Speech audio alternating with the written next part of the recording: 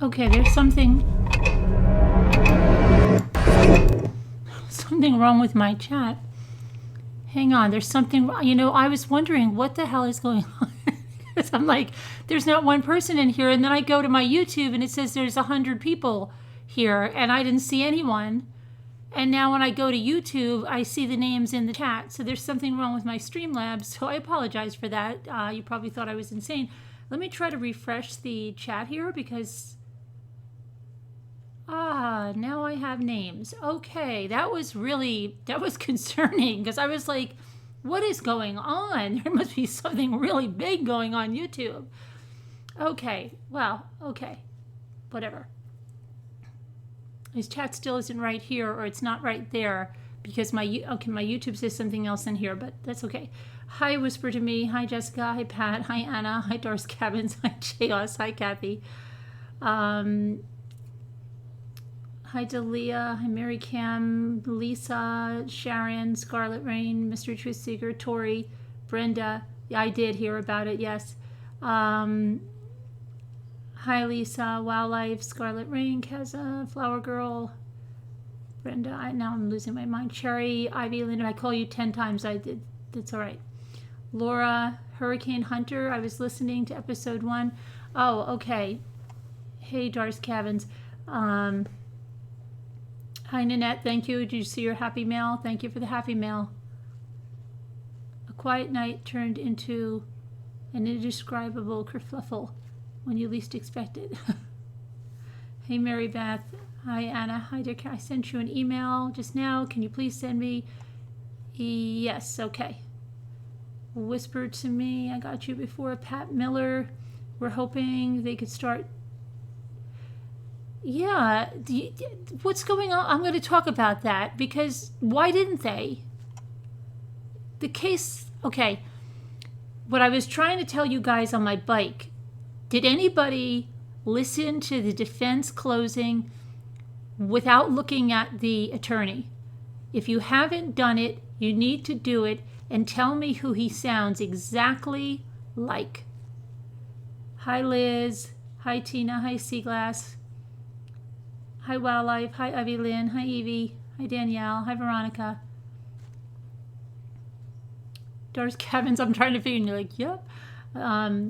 Frilly Farmhouse, how are you doing? Anna, Whisper to Me, I got you 10 times now. Pencilla, Alley Cattails. Yeah, I didn't know you were here.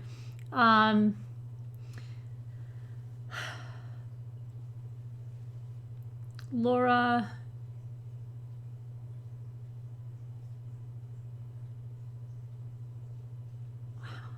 How long did I go on here without? I don't know why I didn't see you guys so long. Alethea, Melissa, Megan, Seaglass, I got you right. Okay, you go, girl. Two Scooter. Okay, so Lisa H, I got you right. Catherine, hello. Yeah, we'll talk about everything. Hey, Abba. Hi, Kathy. Hi, Sam. Hi, Deb on the Move. Hi, Tamlin.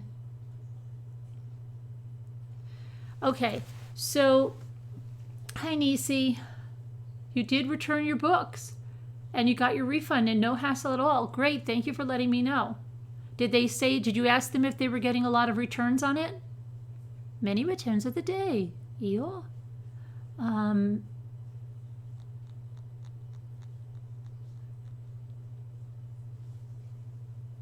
You can't catch up at the moment, Vala? Okay.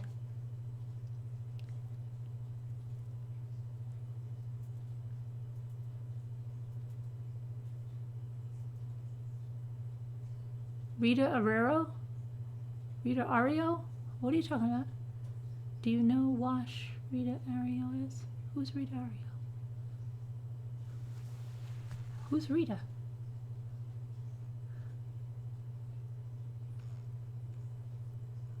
Who? You asked her, Sharon. You said, Sharon, you said, Hunter, do you know Wash Rita Ario is?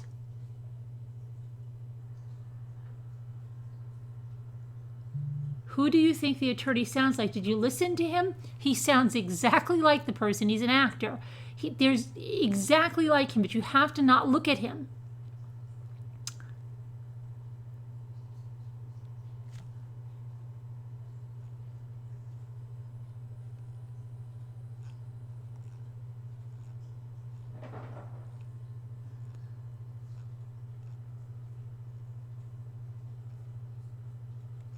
I don't know what Sharon is saying.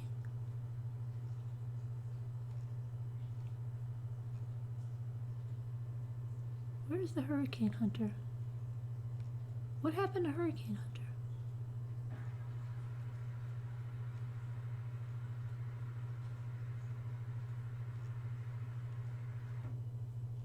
I'm so lost here. What happened to the...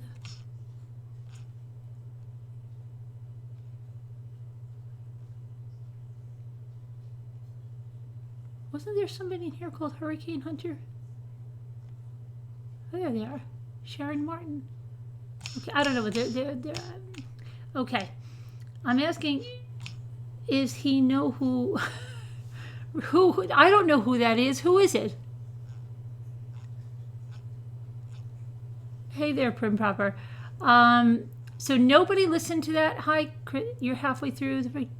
Still crack up over I've loaded my dishwasher with more rage. Yeah. Did anyone listen to the defense closing in the Jimmy Rodgers case? She's an author. Okay. No, not Bernie Sanders, no. He sounds exactly like this person I'm going to tell you. Really, you don't hear it at all? Whenever they say Mr. Rodgers, I know I hate that Mr. Rodgers. I'm not picking it up. Danny DeVito. Don't look at him, just listen to him for a while. He sounds exactly like Danny DeVito.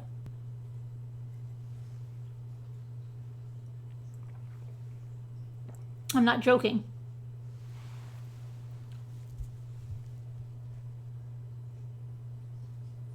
Don't look at him, just listen. I wasn't looking at him, I was listening, taking notes, and then I was like, ooh. You got your latte, misbehave? So I've got a lot to go over in the Markeith penalty phase. Did anybody watch that today? Even Jimmy was just saying, oh my gosh, that was a train wreck. Did anybody watch that?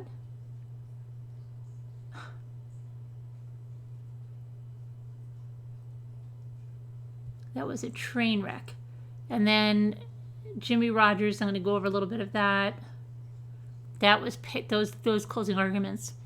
Besides listening for the Danny DeVito, they were painful. The prosecutions was so painful, and I was falling asleep. You hear it? Okay, I'll tell you all about it. And then you've got the leak of Cindy's book with Kathleen. And then you've got the whole hullabaloo because some people didn't understand sarcasm and went off the freaking rails tonight. That was a horror show.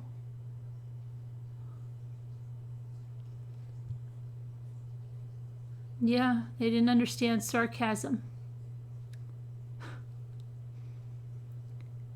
First of all, the person that read the chapter read it terrible. It was absolutely terrible. But the author, okay, Cindy's book, you know Cindy's book, the one that was leaked, right? That's supposed to be her notes. Well, Mel, lovely Mel, read one chapter of the book tonight. But she read it terrible. Okay? Really terrible. The sound was terrible. She shouldn't be on audiobooks. Let's just squash that dream for her. But it was terrible. So then, is Diane here from Scotland? Is Diane here from Scotland? Not yet. Not yet. Not yet. So it was hard, but the book was written like this, okay? I took some notes. So like she was saying, like, first she said Cindy Watts is a wonderful person, blah, blah, blah, very nice. But then she went into, why did Chris kill the kids? And then she started just asking questions, rhetorical questions of Chris, but really sarcastic ones, and really kind of mocking Chris. She was mocking Chris. Okay? So she was saying, like, why did you kill them then, Chris? Did you kill them because of this? Did you kill them because of that? Oh, I bet you did it because of this. And then she put out the scenarios, but she wasn't being serious. Like, I don't know how anyone could have misconstrued what was going on here. And I don't even like either of these people that were on this book as people because of what they did to Shanann. So I will tell you that I am being totally impartial here by saying she couldn't read the book and you thought you were going to have a heart attack? Okay. Did you understand that it was sarcasm too, Scooter? Did you understand that she didn't mean that Shanann hurt the kids? That she was just making up mock scenarios in Chris's stupid mind? Did you get that?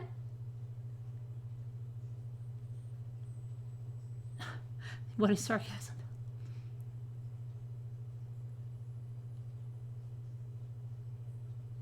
Yeah, her reading was horrendous. It was The Frilly Farmhouse, 100%. She read it terribly. She read it terribly.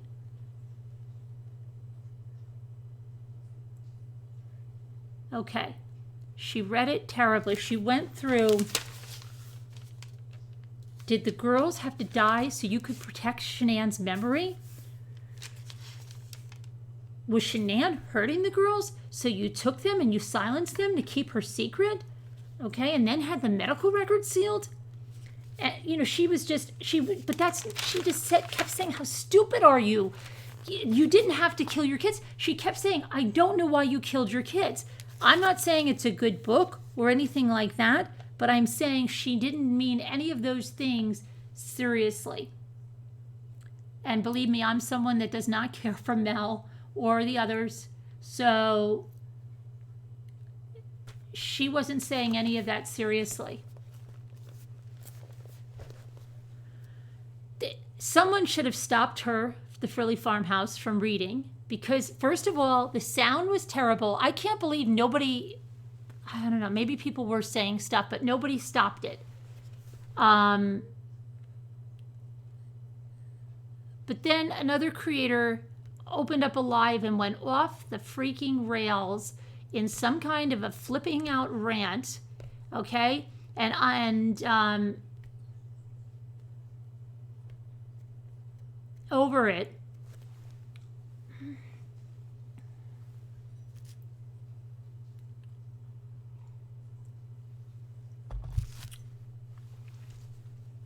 She can't read. You couldn't even understand what the hell she was saying. Hey, Jeannie. She can't read. Why would she ever read? She can't read. It was like she never even looked at this. She came on to read a chapter. You think she would have, like, went over it a few times?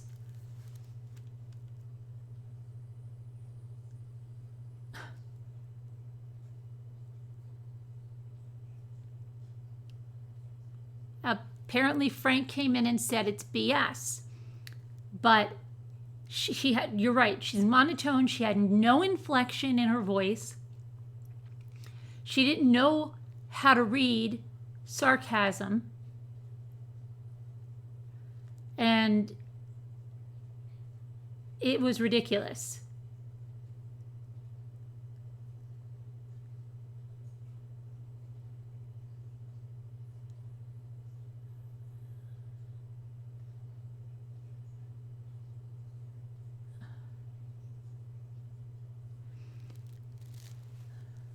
I don't know, the Philly farmhouse. I not being able to distinguish sarcasm from the true is an early sign of dementia.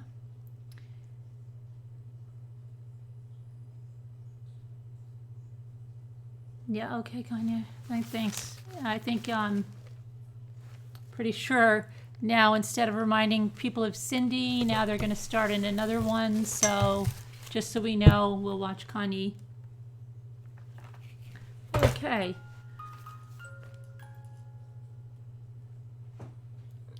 We're talking about a book. We're talking about a book that went absolutely insane tonight because someone didn't know how to read.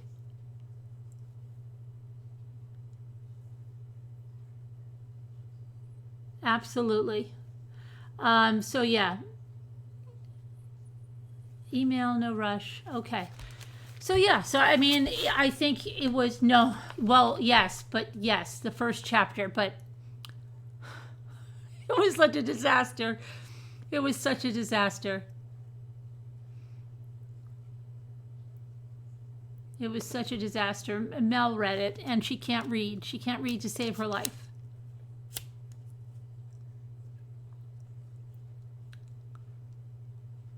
So, but even though she couldn't read to save her life, the clicking and the setting, she asked the questions, like 10 different questions, like, did you kill them because of this? And then she even said, come on, Chris, first you had one confession, then you had a second. The second got even worse. You expect people to believe that you put them in the back seat with their feet on their mother, and then you say you killed them at the oil site. But then your third confession, you say she goes, that you, she doesn't go into the second death yet. She says again, you put them in the truck. Oh, but that's right. They had woken up. You weren't in a rage this time, and they woken up. And so you're going to kill them again. She was making total fun of him. But she didn't read it right. She didn't read it right at all.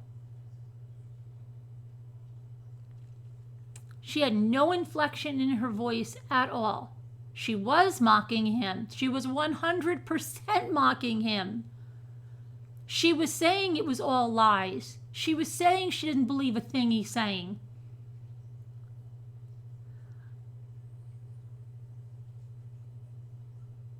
Hey, Jesse. No. Mel was not. Mel was reading a chapter of a book. She didn't know how to read, right?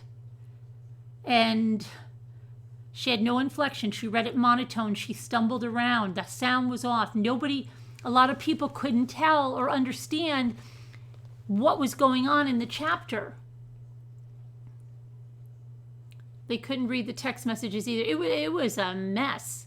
It was a mess. Absolutely, Sarah.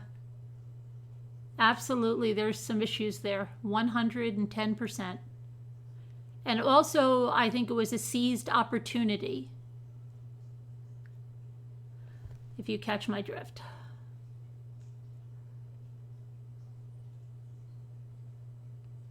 Oh, is Kanye telling me some more stuff?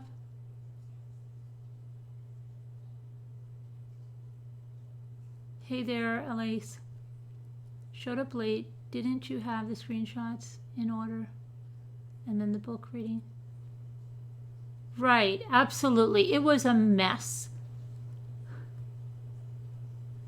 And there's always like, I don't know, did they have like guests with like, okay, and I know my kids are in the background sometime, but if I was planning like what they thought was like a huge drop of something, I would kind of make sure I was quiet, and then maybe that people that came on were quiet, didn't have like dogs barking like lunatics in the background and people screaming in the background, because there were people screaming in the background. I don't know if anybody heard that but me.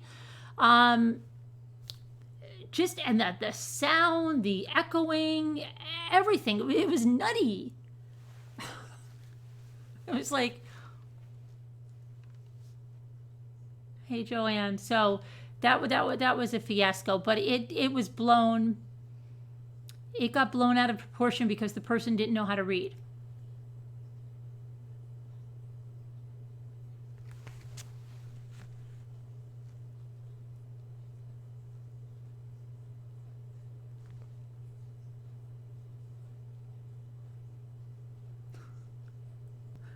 I'm just trying to see what Kanye is up to here.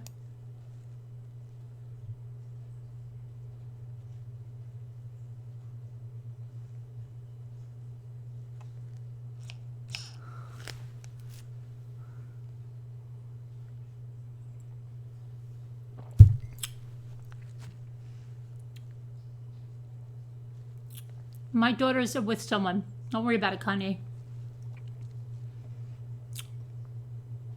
Sorry. Yeah, well, I feel for them too, but I hope that somebody can get word to them that it wasn't said for real.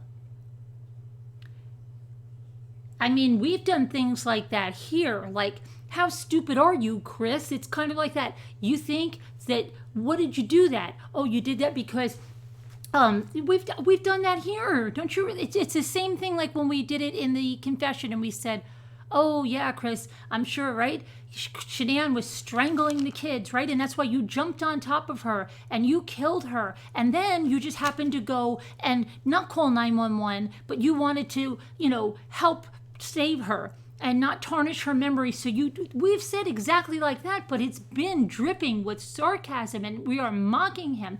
She doesn't know how to read.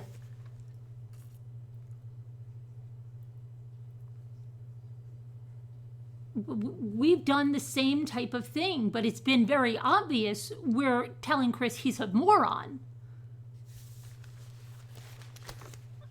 So no one's ever said, oh my gosh, right? I mean, I didn't see that part too, Scooter, but I just...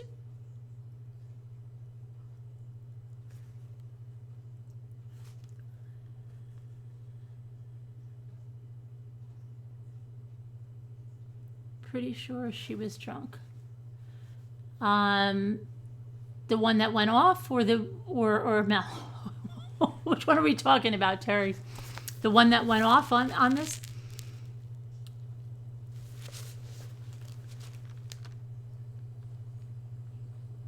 Despite what happened with the reading, the ulterior motives behind it all are still progress. Yes, believe me, Hennessy, it upsets me too. I'm no fan of any of them.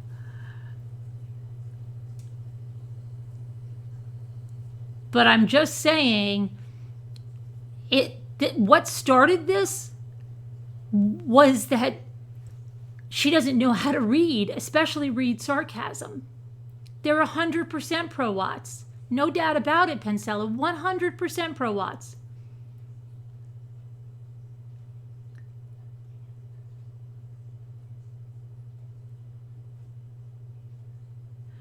Well, yeah, again in the text, though, we hear in the Frilly farmhouse that the mother still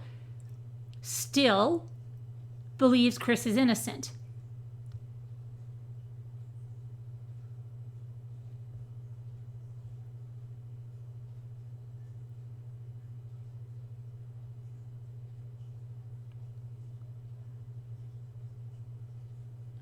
It was a bad choice. And if somebody was reading something like that, first of all, if you're a creator of a channel, don't you think you should know what somebody's coming on to read? It was supposed to be like a total surprise, which I think was just made up. And then maybe do a dry run. And if the person's not good with sarcasm and is not a good reader, then don't have them read it.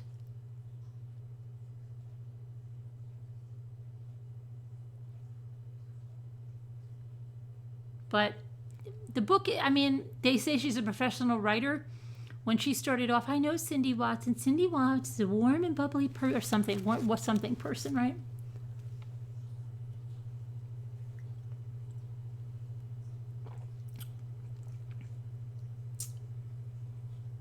I was going to call in if they had calls. Oh, really? Two-scooter, yeah. Yeah, I know, Al, but it was so weird.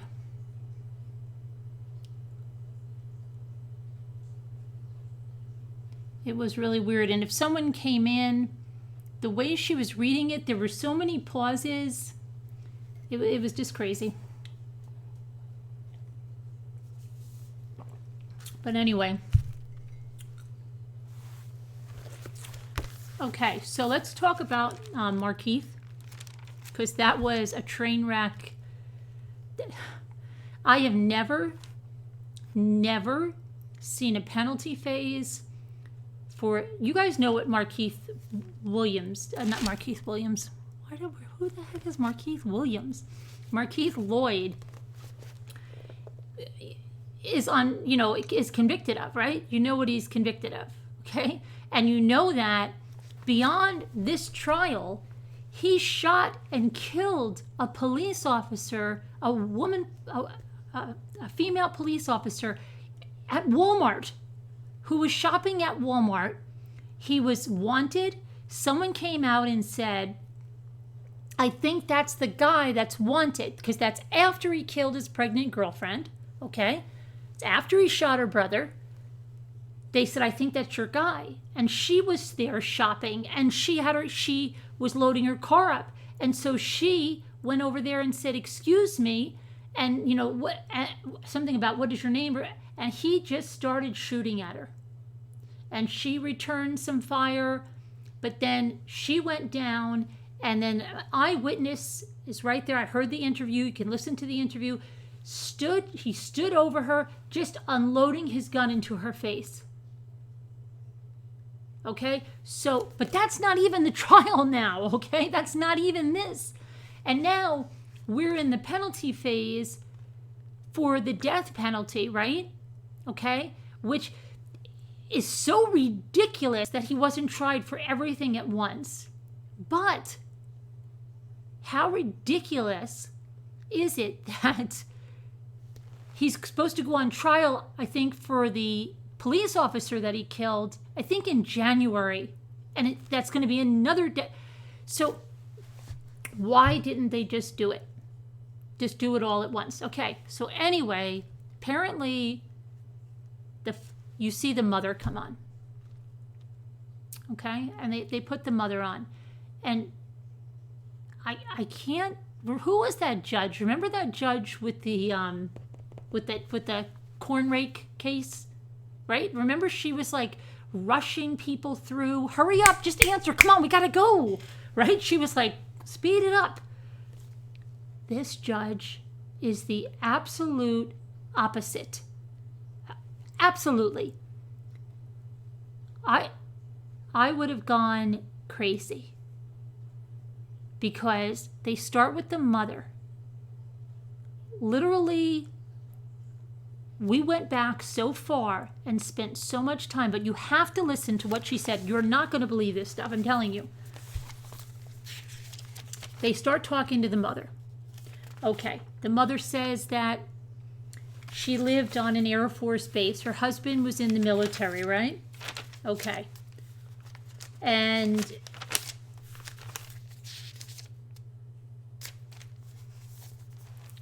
this, hold on a minute. I didn't put more on. What did I put there? Oh, he was born in South Dakota. Okay. So was your husband involved? First she says, yeah, he was involved. She says he was involved in the child's life. Okay. Okay. How long were you married? We got married in, I think she said 1973. Okay, until when? I can't remember. About how many years? And I thought she was going to be like 15, 4 or 5. Okay. So then, something, was he, why? What happened? He was violent. Okay. can you give us an example? Now, please listen to this example. Please listen to this. Don't talk about the other stuff. No, just listen to this because you're going to want to listen to this. She says, well, I remember one time we were all going to go to a club. You know, her and him and a couple of their friends. And at the last minute, he says, well, he didn't want me to go. So I said, all right, if you don't want me to go, I'll stay here. And that's when he slapped me. And no, wait, you haven't heard, okay. So that's when he slapped you. Yeah. And then didn't he get angry about something you did regarding Markeith? Oh, yeah. When was that? Oh, that was the same day that he slapped me. I was holding Markeith. Just listen to this. I'm not kidding. I was holding Markeith. Now, I thought she was going to say, she goes, because I kind of, and she made a motion like this, right? So I thought she was going to say, I kind of snuggled him and said something like, oh, Markeith, you're the only man that will ever love me, right? I thought she was just going to say something like that and he got mad. That's what I thought she was going to say. Listen to what she said. Just listen to this because you're not even going to believe this. She goes, I was holding Markeith, so I took him like this and I threw him like a football right at his father. And he caught him and then he laid him on the ground. And then I grabbed a fish tank and I threw it at him. And I'm thinking, okay, and you're not violent? That sounds child endangerment, violence. What the hell? Right? So I'm just like, this is her defense attorney telling her to share this story?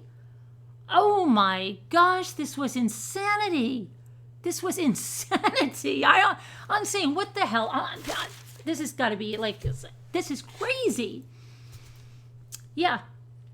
So she got a fish tank and then they're going on and she's up there trying to look pretty prim and proper. She's got like braids wrapped around her head and they're asking her about her memory and she said she had a brain aneurysm. Her memory's not too good.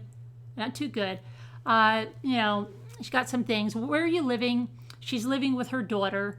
Okay.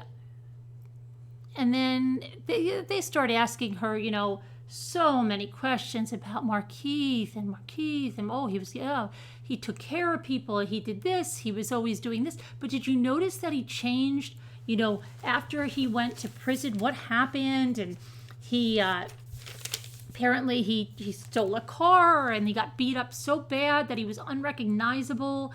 And then he went to prison and she was calling because she thought they were going to beat him up and kill him because he wasn't in the system. And she thought it was some kind of like game that they were playing. So, you know, she was going through all that. He said, does Markeith have a daughter? Yes, she does. She's 25. Okay. And she has a granddaughter? Yes. She has a daughter. It's Markeith's granddaughter. She's 5. Okay. And then he has a son? Yes. What's his name? Markeith Jr. Where is he? He's in an institution. So he's in a mental institution. He's 21. Okay. Then she says her son changed after prison. He believes in God, but he does not believe in the Son, and he does not eat meat. Okay? And that he was stabbed with an ice pick in prison. And after he got out of prison, he always fears for his life because he was incarcerated at an early age. And she said his mind was strange. Okay. And she did not find his beliefs to be right. But then she goes on to say his focus used to be all about helping people.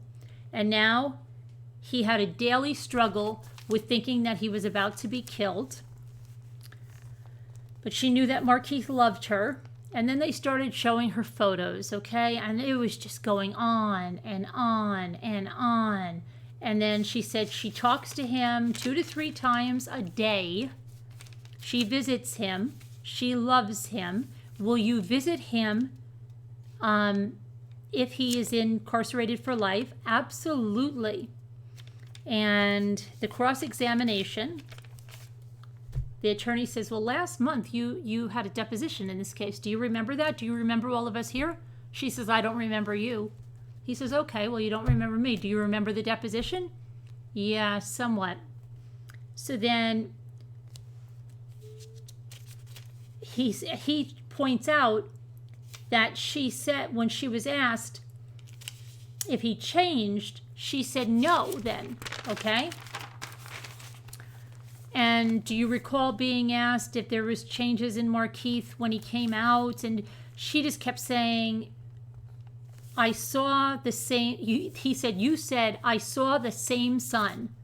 You said he was basically the same. Do you remember that? Yes. You recall that? Yes. Okay. And then he says, the beating where he was unrecognizable. Do you remember being asked about that? No. Okay. And then she just started saying she didn't remember this other stuff, right? But they've already said that, you know, she didn't have a good memory, right? So she didn't see anything. She didn't remember things. And then, didn't you tell the prosecutor that he never really recovered from the beating he took?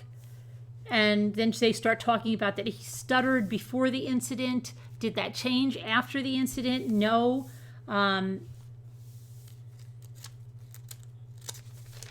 So then his little sister, let's see. One of the sisters gets on. He's got a lot of siblings, okay?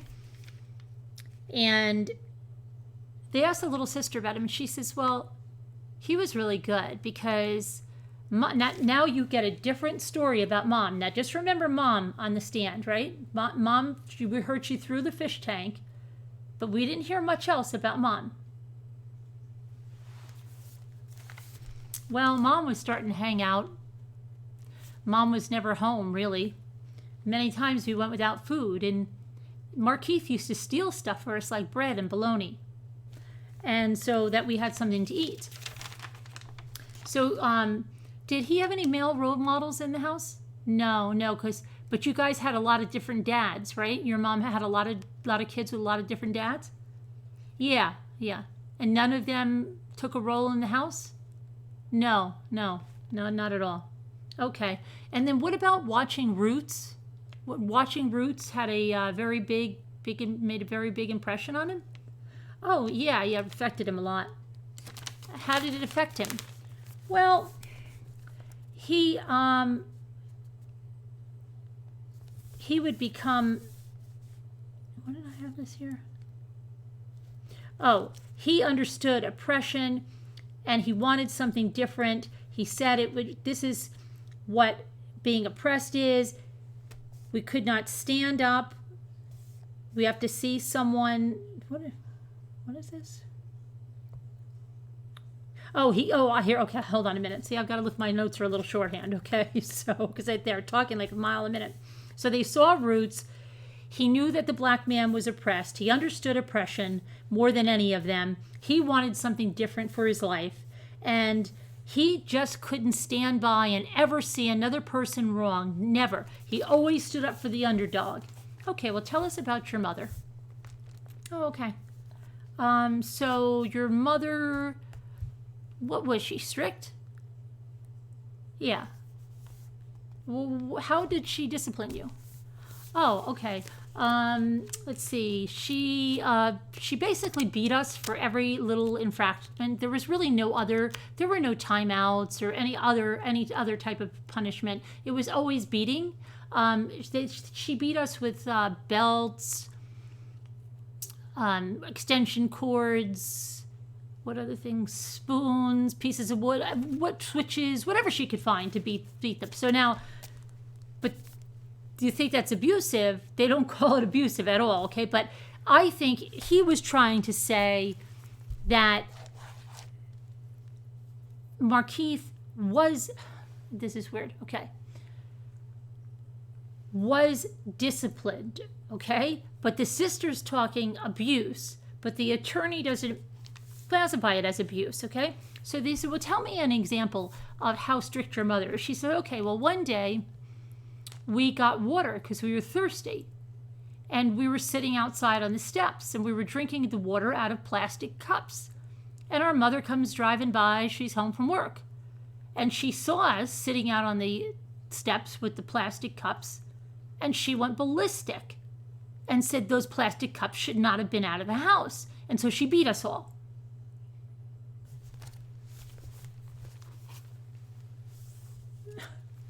So they said, so kind of walking on eggshells around Mom? Well, yeah, she basically beat us for any infraction. So yeah, kind of. Okay. And she didn't even know that Markeith couldn't read. He was in the 3rd grade. He couldn't read. How'd she find out? Oh, we found out because I was really close to my mom. Okay. You just said your mom beat the crap out of you every day for like no reason. And then she goes and she says, because we're real close. Real close. So she says, like, I was there when I got the call. And we went down to the school and the teacher said he couldn't read, and he was in the 3rd grade. So what'd your mom do about that? She was basically upset with the school system. Yeah. Did she do anything about that? Well, she was going to get him help. She switched schools. Oh, okay. And was your brother Markeith, was he protective over people? Oh, yeah, absolutely. Okay. And then, what, did he start selling drugs? Yeah. He was bringing in pretty good money doing that? Yeah. Was he helping with the bills and stuff? Oh, yeah, he was paying the bills and stuff. And he's making it sound like, okay, he's selling drugs, but he's helping with the electric bills, so it's a good thing. It's a win-win. Okay, then they get another sibling on there, okay? And I'm thinking, like, how many are we going to go through? Because all they kept asking them is the same thing, okay? What do you do with your brother? Oh, well, normal big brother things. Yeah, we laugh, tell jokes. Yeah, we had a good time. We were, but then did he start hanging out? Yeah, he started hanging out down at Penview or something. Oh, that's the streets, basically? Yeah, that's the streets. So what was your brother? Oh, he was my superhero. Okay. And what kind of things did he... Oh, he was so good. Listen to this one. I'm not joking. Well, I can think of one that he gave a girl a car for $10 or something that he bought for a girlfriend. It was like a Nissan Altima. It was like an '05, and the girlfriend didn't want it, so he like put it up on Facebook, and he was like, I don't care, take it for $10. And this girl came and got it. And I'm thinking, like, yeah, he probably killed the guy whose car it was and then gave it away for $10, right? Okay. He's a good guy. He's a great guy. Great. Okay. So then he asked this brother, you have a different dad, though, right? Yeah. Was your dad around? No. But what did you do with your life? I went into the military and I'm a truck driver. Okay. So then when Markeith came home from prison, was he a different person? Was he trying to become a different person? And so the brother says, yeah, he was trying to be his old happy ghost person that he used to be. Okay. And what happened? Well, we actually started living together when he got a house. And I was living with him. Tyrone was living with him. Sade was living with him. And he just started listing all these people. And Jimmy was like, and my brother Ben, and my uncle Stewie, because it was just getting ridiculous now. He rattled off like 15 names, okay? That this guy that just got a house out of prison has a house like, it must have been like a flop house, okay? So he puts out like 10 names. Okay, so... All right, but he was paranoid? Yeah. Okay. And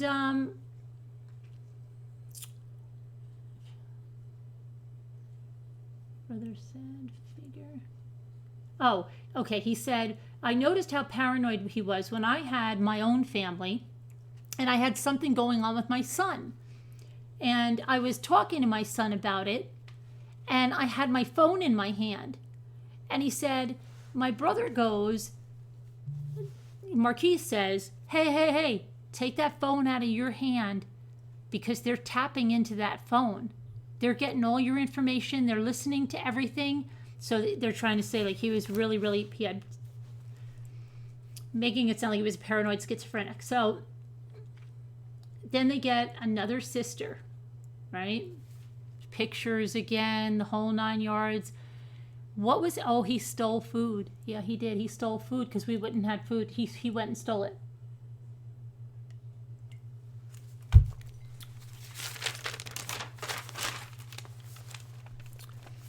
And then, where was this picture taken? Oh, that was Sunday after church. Oh, wow. You guys went to church? Yeah. Did you sing in a choir? He sang in a choir, right? Yeah, he sang in a choir. This attorney was driving me crazy. Yeah, he sang in a choir. What the hell? Does that mean he didn't do what he did? Okay. He just kept going on. Okay. And then what happened? There was some trouble at school? Oh, yeah. There was a school dance, and she claims that it was a certain dance. And when you did this dance, that you would go like this in the shape of a girl's body. He didn't touch the girl. No, he didn't touch her. He just did this, and he got expelled. That sounds like those parents that you see at school, and you're like, oh, your kid got expelled? Yeah, they got something against my son because he's this or he's that, or, okay? I had a friend like that. Never admitted her son did anything wrong. She would say, stupid principal, he doesn't like Italians. I swear she said that to me. He's prejudiced. My son is perfect. He's perfect. He didn't do anything. He's always getting fingered for stuff. And I'm just like, oh my gosh, right? Oh, okay. So, yeah. So we had that one. Yeah, she said it right in the office. I was just like, what the? Okay. Anyway. If you're listening to me, Josephine. Okay. Anyway. So she says he got kicked out of school, and then he started dealing drugs. So it's the damn school's fault. She didn't say it was the damn school's fault or the principal, but she quickly made that, okay? He went from going to a dance, going like this. They expelled him. What was he going to do? He couldn't get back to school. They wouldn't let him back in. Okay, now first of all, if he just did this, okay, even if they punished him, even if they gave him a 3-day suspension, it doesn't sound like that would be an expulsion from school. Okay? But, he couldn't go to school. Nope. So what was he going to do? He started dealing drugs, and he made a lot of money. So that one year they're going to say, went back to the principal. Yeah, and then she goes, he made a lot of money? Yeah. And what was he doing with that money? Was he paying like the light bill and the mortgage? Yeah. Yeah, he was. Okay. And then when he was in prison, did you go to see him? And she says, no, I was unable to visit. Well, did you talk to him on the phone? Yeah. And then after prison, he went to a halfway house, and then he lived with you? Yeah. And you had conversations with your kids about his rants, his paranoid rants, right? And she said, yes, and then he started working a lot. Right? Yeah. Where'd he work? Texas Chicken. And then he had strong beliefs before prison, I guess, yes. And then when he came to your house to get the mail, right? This is after prison, after the halfway. Yeah. Well, what did he say about holidays? Oh, he said they were of the devil. They were evil. Holidays were evil? Yes. What else did he say? He said the white man made them up. Okay. Did your brother eat meat? No, he did not. Okay. The cross-examination of her, The attorney says, sounds like you guys had a close-knit and loving household. Yes. It sounds like you guys spent a lot of time with your Aunt Lorraine and your grandmother. Yes. No further questions. Okay. Then we have another sibling. Come on. Oh, you're a sister with the same father? Yes, we have the same father. Okay. Did he have any male role models in the house? No, not at all. Okay. And then let's see, then we have someone male come on that's like a friend. And he starts saying that because he didn't have a father, that's the reason he was the hardest hitter on the football team, because he didn't have a dad. And this man was taken in as a boy by this family. Okay? And so then he starts talking about Markeith's kids to this guy and says, so Markeith had a daughter? Yeah. Did he take care of her? Yeah. Okay, took care of her. And so, like, where you lived, it was Carver Shores. Were there all, like, is it described as a bunch of kids and no daddies? Yes. Okay. But you had an ongoing relationship with Markeith? Yeah, before 16. After 16, I didn't see him too much. And then after 16, yeah, he was selling drugs. Oh, okay. But then he was kidnapped, right? Yeah, him and Tommy went through the neighborhood. They saw a gun. They saw a car. He doesn't tell this story right here. The story is that, I'll tell you in a minute from the other person, but this is what he says. And then there was a gun pointing at him. So when they beat him up, they beat him up so bad that his face was not even normal after that. So then the cross says, but you said there was no change in his behavior and he was not afraid of anyone, right? Okay, and then Derek Harris, 44, comes in a white undershirt. At least it was clean, looked like new out of the package. Said, I think he's a friend of the cousin or something. He met him at 14 or 15 years old. Okay, and did he stand up for the underdog? Yes, sir. Did you start selling drugs with him? Yes. Okay.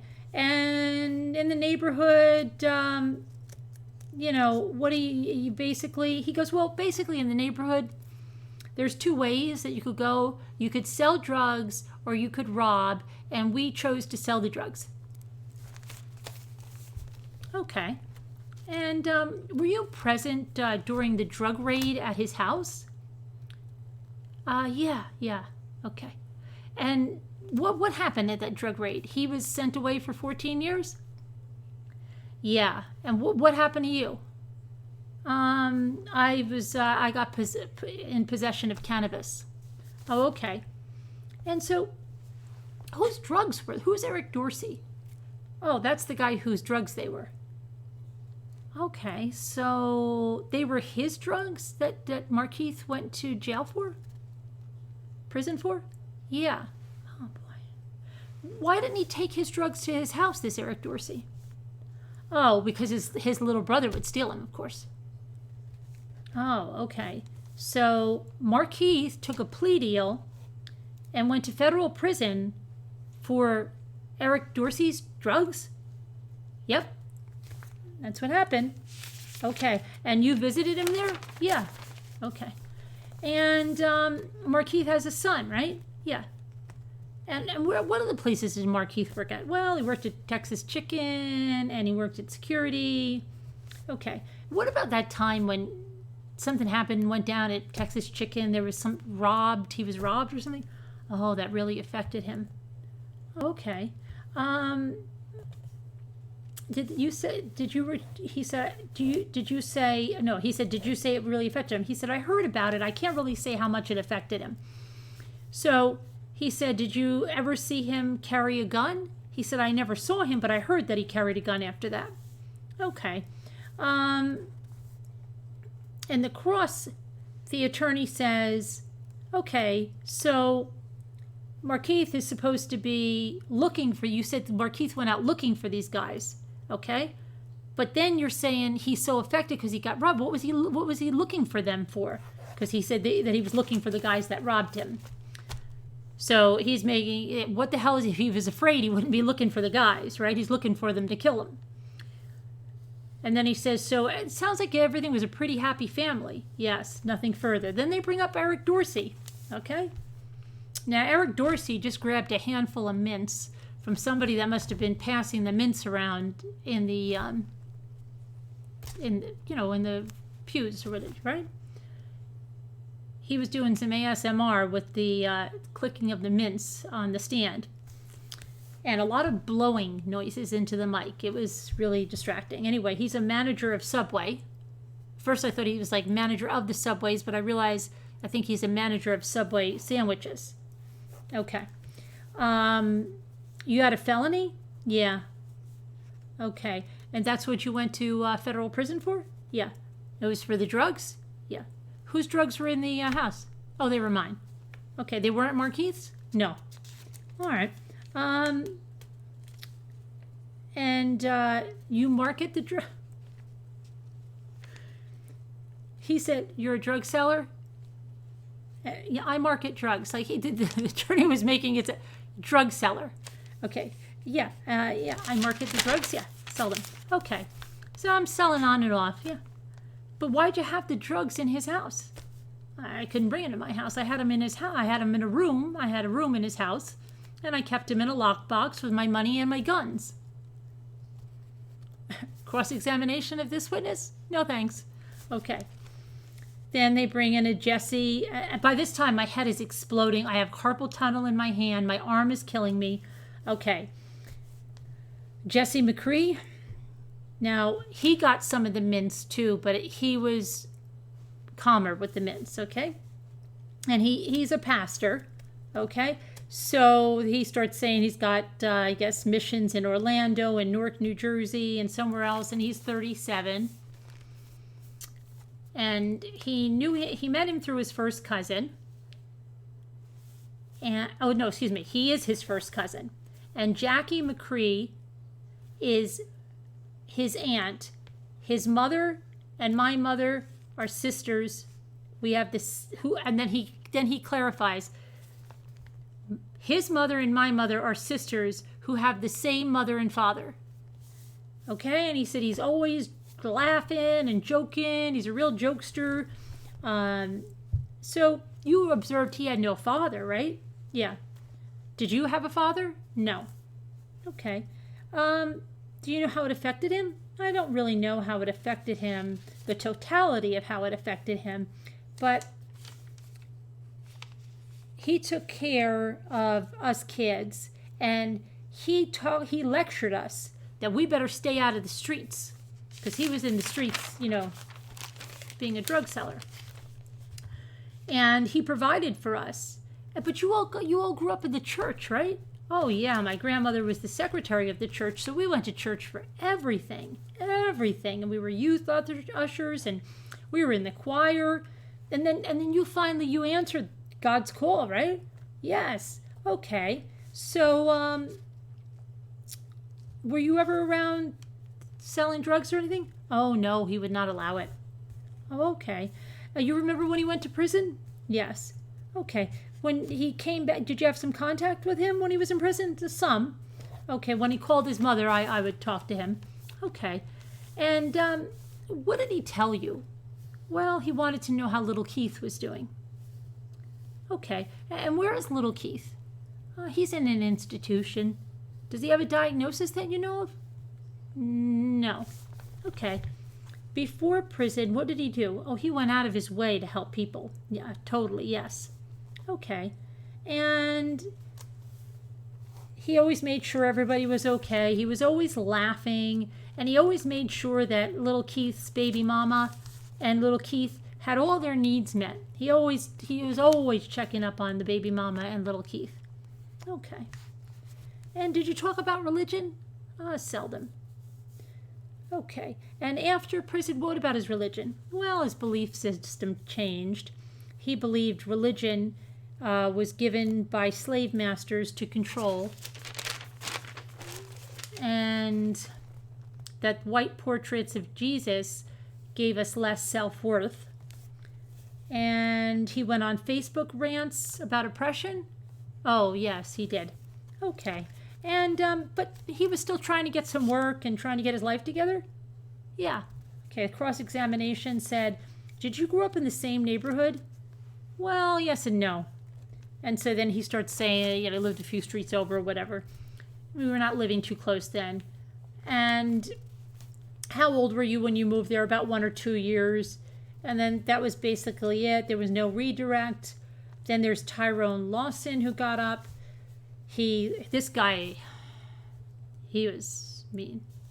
He didn't even say like hello. Okay. Where do you live? Pine Hills. He had a cab business. See, I put friendly, not. Okay. Then there was a photo that they had kept showing photos. He's known him since he was 14. Did you communicate with him when he was in prison? Did he tell you to do stuff? He said, yeah, like buy shoes for little Keith. And make sure little Markeith and the baby mama taken care of. And then anybody want to cross-examine him? No, no thanks. And then they bring on, oh, this was the longest part, Dr. Marvin, what do I have done here? So this guy is 79 years old. He starts to go through, he's been a school psychologist. He's no longer a licensed psychologist, but he's worked for years. Well, he's almost 80, okay. He let his license, but they pulled him in because he's appeared on national broadcasts like Nightline, 60 Minutes, ABC, NBC Nightly News, a bunch of others. Why? For what reason? Well, for race relations. Okay. And for race relations you did. Oh, yeah. Okay. And you wrote a book? Yes, about the riot of 1980 where a black man was beaten by the police. And it was published in 1984. He started his own alternative high school. He tried to organize this school. He said, we have a serious problem, Miami-Dade County, with the black community and the police. And then he said, you know, these kids, we have to address and get improved relations. There's community psychology. What is that? It takes what we know about clinical psychology, and we look at how they respond and act living in the community, because we're facing double parenting abandonment in the community. And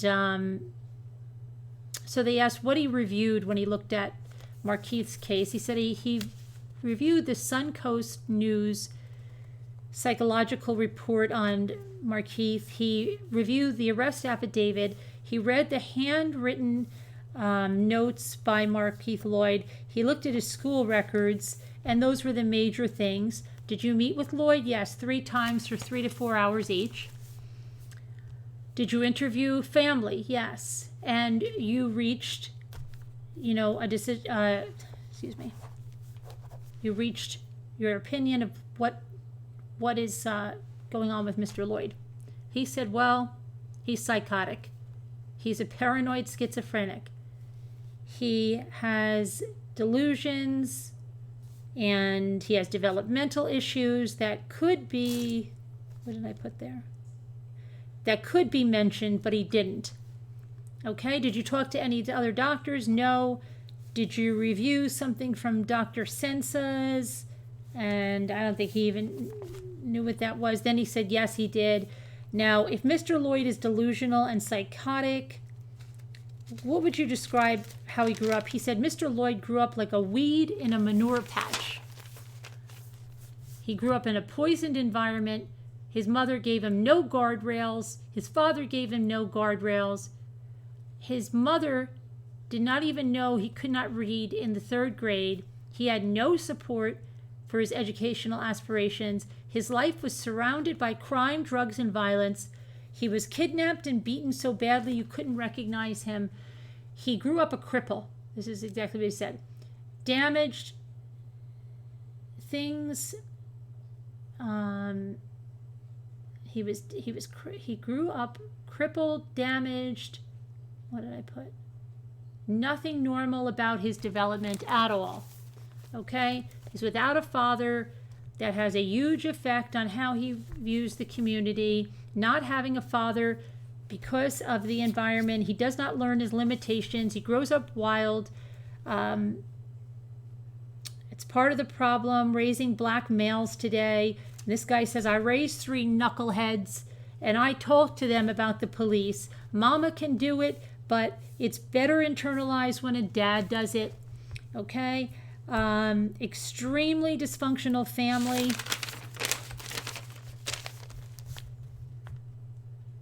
Let's see. No reading crippled him. Crippled his development.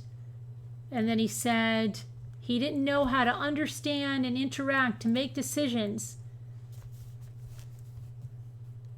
Okay, it increases the dropout from school rate for him. Everything failed him, okay? And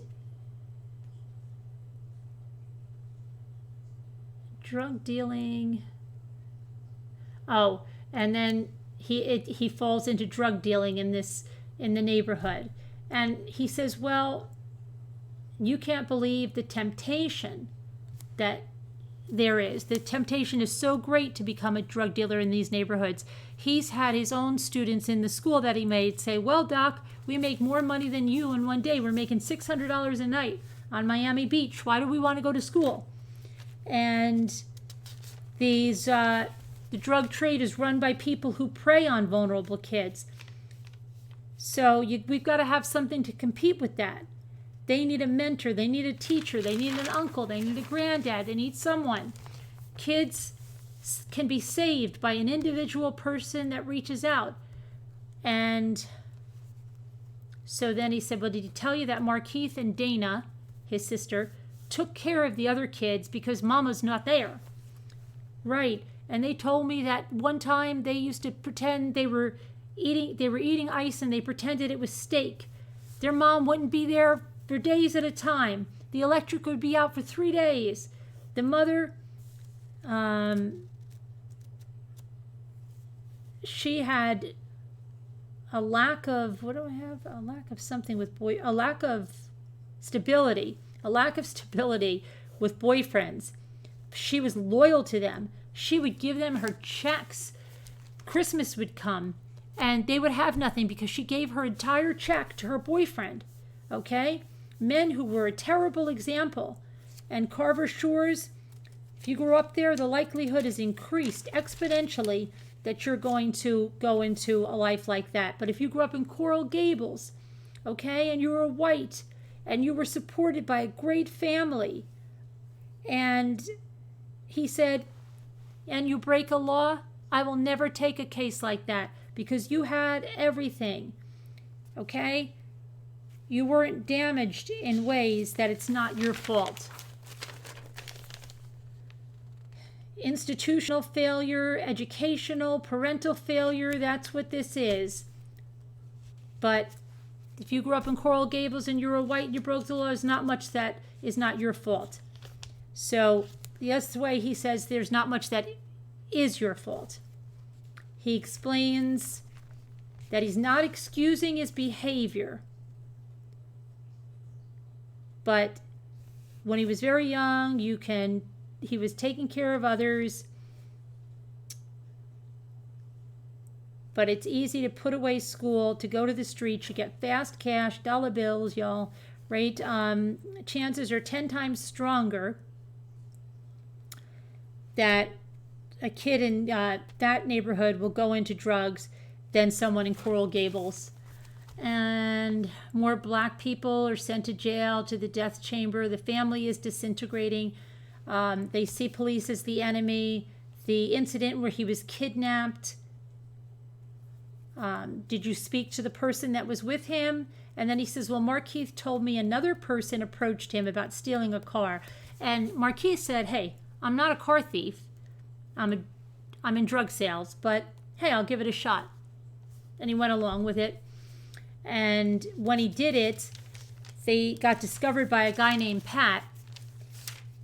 and he beat him up for several hours, shot him as they ran, and this event is very significant.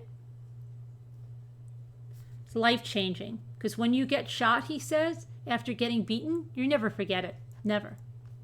So his mama got him into some kind of a psychiatric hospital or something. Yeah, she got him into some kind of residential thing, and that tells me there must have been something wrong with him for them to put him in there. But he didn't want to stay. He was 16. He insisted he was not staying, and he left. Oh, well, that shouldn't be, right? The mother should be able to keep him there? Yeah, but they did something wrong, right? He said he didn't want to stay there. That was an institutional failure. Everything failed. Although he had learning disabilities, he was not unintelligent. He had the capacity to comprehend ideas at normal or slightly above normal levels, but the capacity to use intellect to figure out what to do was substandard. He had poor academic performance. His mental illness is also inherited, and it impaired him. And then the perception that they are a delusional psychotic, their thought process is very dysfunctional, okay? And it's very obvious, he says, speaking to someone that has that, okay? Example, he said, well, this man said, I could have something that if I go to a restaurant and I was there first, and then in walks a white man, and then he gets seated right away, I could say, well, they got seated first because they were white, okay? But then what if you're driving through a small town, you have a white coworker with you, woman, and you see blue lights in the back? He goes, if that's me and I'm going through a small town, I do an OJ. That's what he said, do an OJ to get to a place where people are, okay? And white people don't have to think about this stuff, and they don't have to raise their kids to think about this. And some of it's true, and some of it could be not true, but the police, he believed the police and many others want to harm you and they want to hunt you. But that's why they have to be taught to treat the police with respect. And it's black culture. It's not in white culture.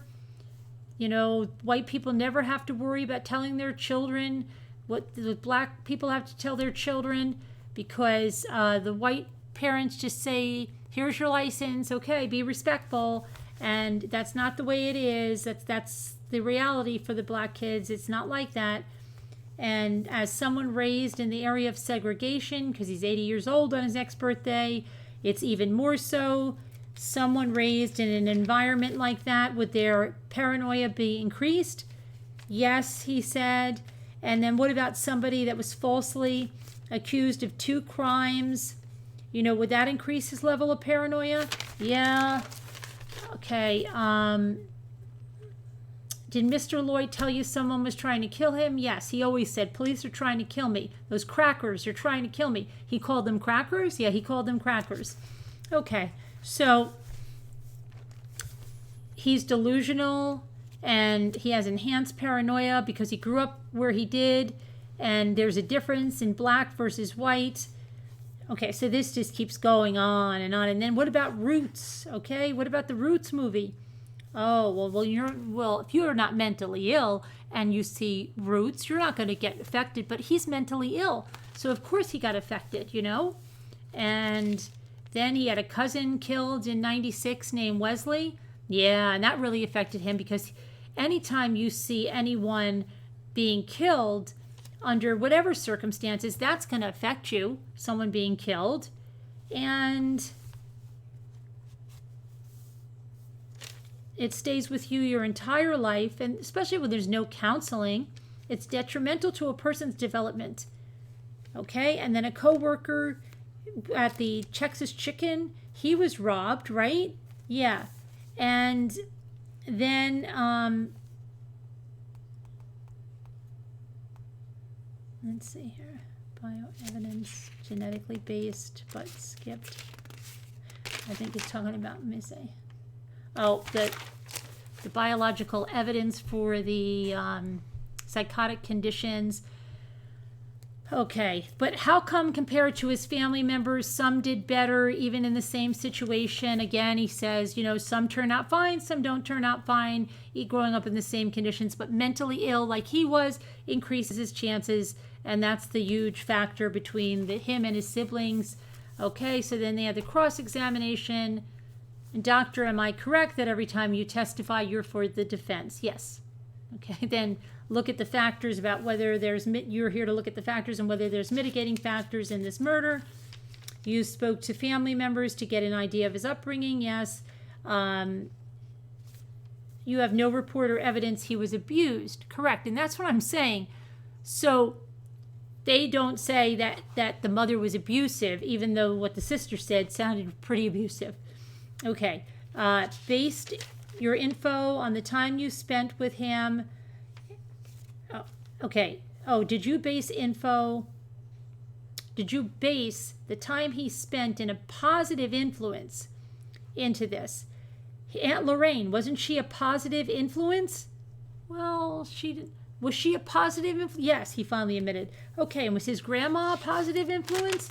Yes. Okay. Okay, and briefly, you talked about him being admitted to a psychiatric facility as a juvenile.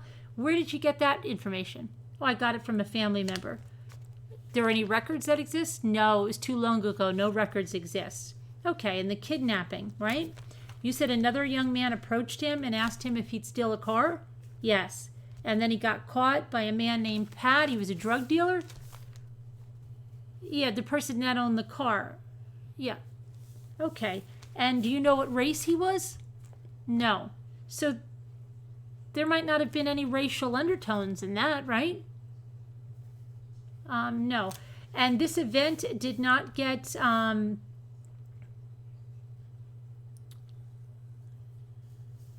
this wasn't about the police being out to get him. He said, I don't think that's connected. And then he was selling drugs because that was easy money, right? And this guy says, no. And he says, what do you mean? He says, well, I think the temptation is pretty great because of the deficits in the family. Well, that easy money, right? Yes, easy money. Okay, so there's various factors. Were you aware that he went to church? Yes. Okay, and then, let's see here. In fact, he spent a great deal of time in church, and wouldn't you agree that church is a good outlet? Well, it depends on the church. Okay, well, if several factors are, okay there, then it would, but except if a person is mentally ill or psychotic, okay, so the church, he said, should go to people who need help.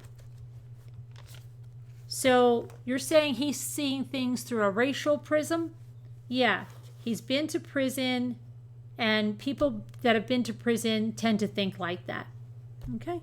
Would you agree that he was taught to be accepting of others in his family? Was he raised that way, not to look at skin color? And he said, well, I would assume, okay, but you say that there's a cultural paranoia is not the same as a clinical paranoia, correct? Correct. Cultural paranoia is based on Africans Americans treated differently. Some basics in cultural aspects of paranoia, they lack a lot of trust. It's not clinical, right? It's not diagnosable, is it? And this guy says, well, I know a schizophrenic when I see one. Okay, but the cultural paranoia, that's not diagnosable, right? It's not in the... And he says, well, the black psychologist and the white psychologist, they differ on this stuff. And it's about race and things that happen in society. It's a matter especially important to someone with mental illness, okay, where they can have, but he said he expected extreme control and order, right? Yes. So he wanted to control women he was involved with? Yes. Did he want to control Sade Dixon? Yes. Okay.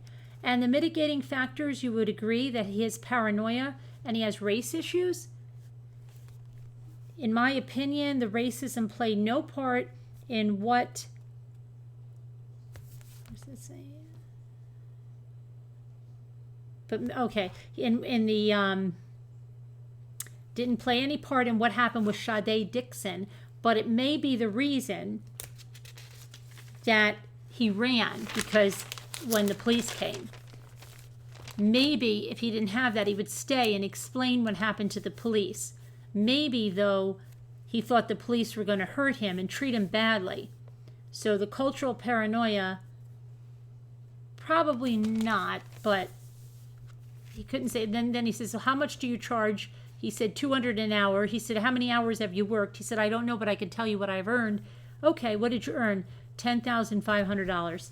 Okay, then there's a redirect. When involved, you responded.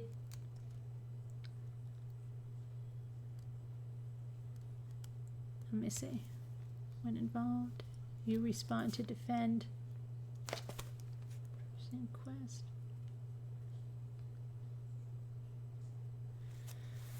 Oh, this guy asked him about the racism with Sade Dixon, and that the person, it could be because the person that showed up at her house with paranoia and with mental illness could play a factor. Yes.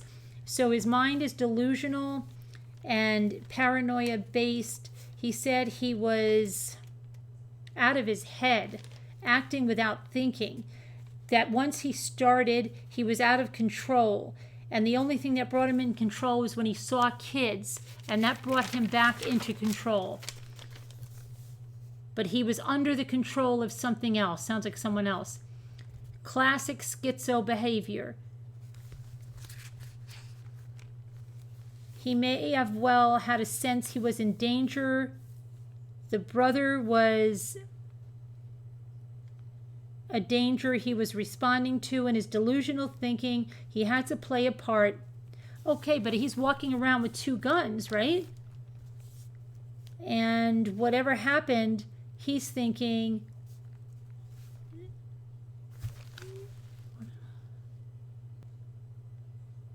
oh, he said, no, this is not a defense to first-degree murder. You know that? He's trying to make the doctor, but it's for the death penalty, correct? Yes.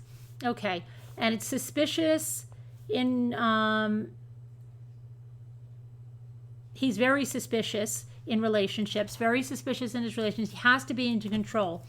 And as a social psychologist, have you seen examples of people wanting to be in control? He said 100%.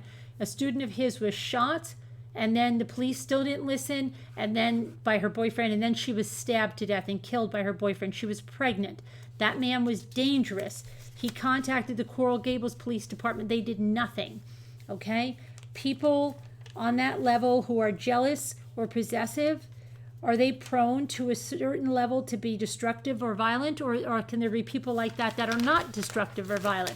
Yeah, absolutely there can be people that are not destructive and violent. But if a person has to know everything that someone does, it's not normal. Okay? If they have to know every meal they eat, if they're smoking pot, what they put in their body, then yes, that's not normal, he said. And it's all related to delusional thinking. It's more to psychotic thinking. Did he talk about police wanting to kill him? Over and over, he said they're trying to kill him.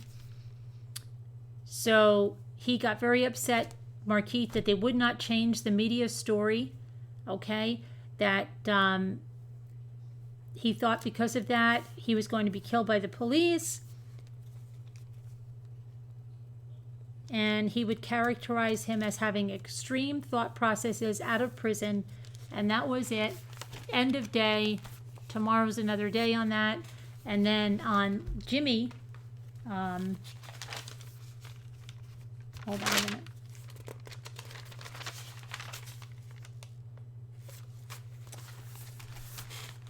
Okay. Jimmy, the state and the defense rested. They had general arguments. The court understands. Okay. This is what I said. They went through this. The defense, I mean the prosecution, the state, said there was, where were we? No, this is, hold on a minute. I have this mixed up.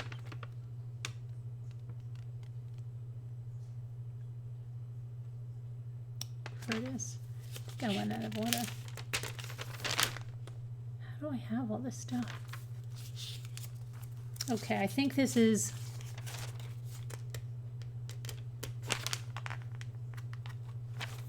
Okay. All right, so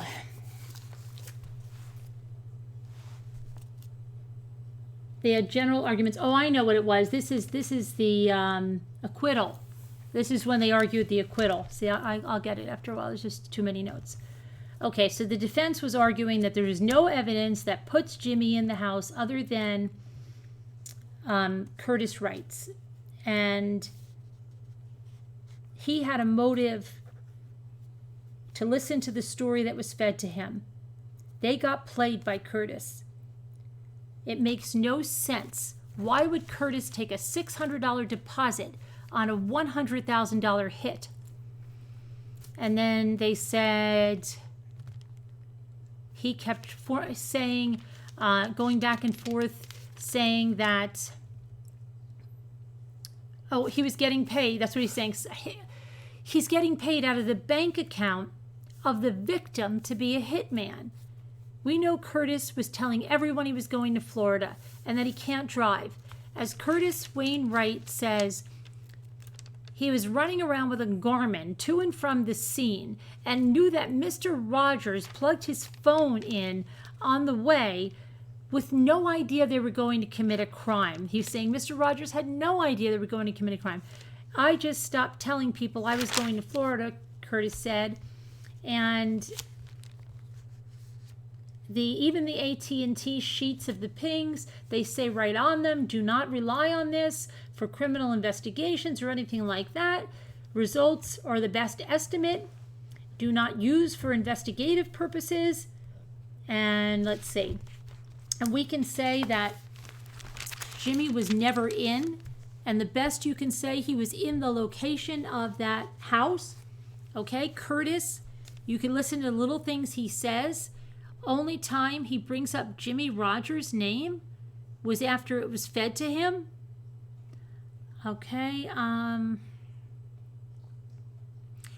would somebody so evil like Curtis, he's going to go to a funeral and hug the children of the woman that he murdered and not deceive them? And a hammer? That's not even a normal tool. Okay, usually hammers are used because it's such an emotional crime and they're very angry at the person.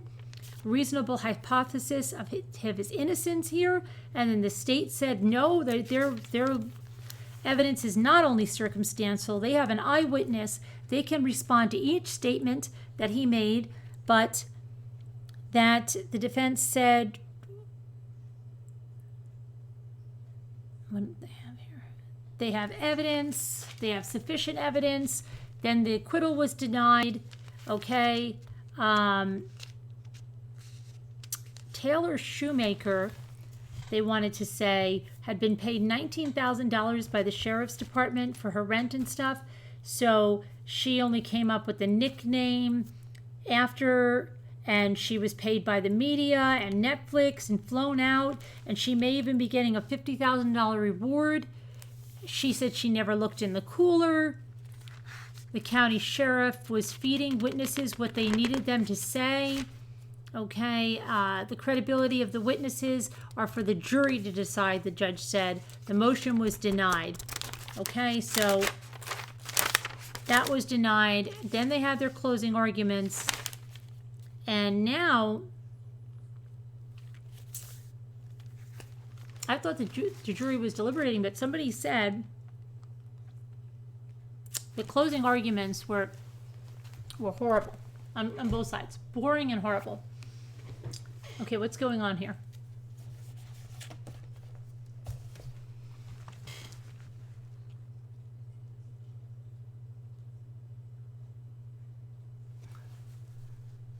So now we have to wait. But somebody said they didn't deliberate tonight. They're going to start tomorrow?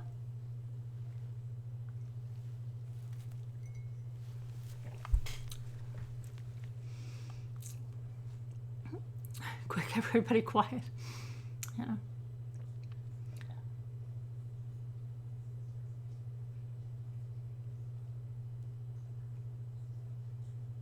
I'm trying just to catch up.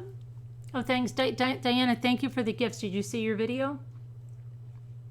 That was so weird. I was trying just to come on like this and make it private and open the gifts so I didn't have to edit anything and I could just load it. And then people were coming in even though it was private. I don't know what the heck happened. It was weird.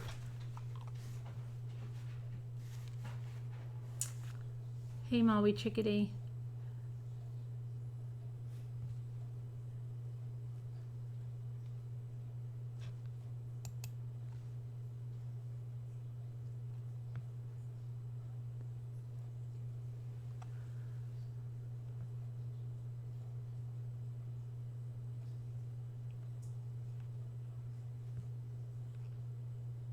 So does anybody have any questions or want to call in and discuss anything that what we talked about? If you want to call in, let me know. Scooter, you want to call in and get something off your chest?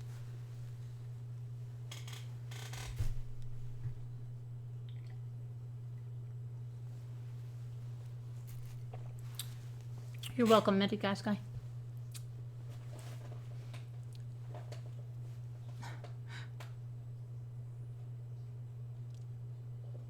Oh, it's 3:33 already? No, really? No. It's not ready yet, is it? Could tell you about... She could tell me about the 3:33?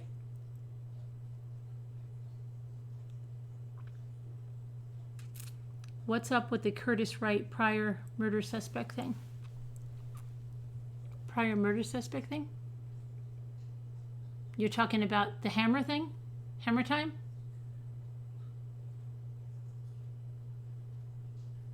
No, a hammer. No, it's not 3:33. I hope not.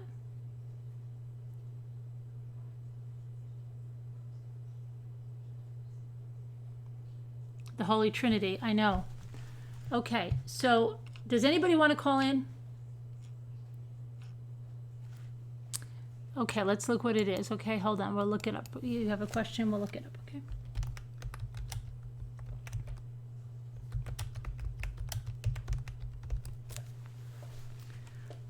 Okay.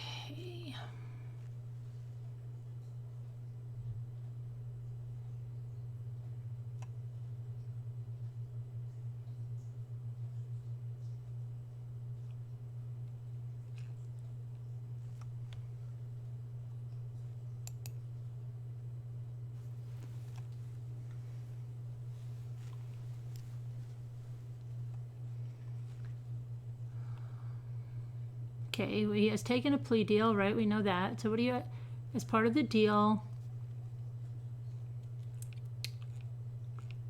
where do you see this? It wasn't mentioned. I don't see it in here. Let me see.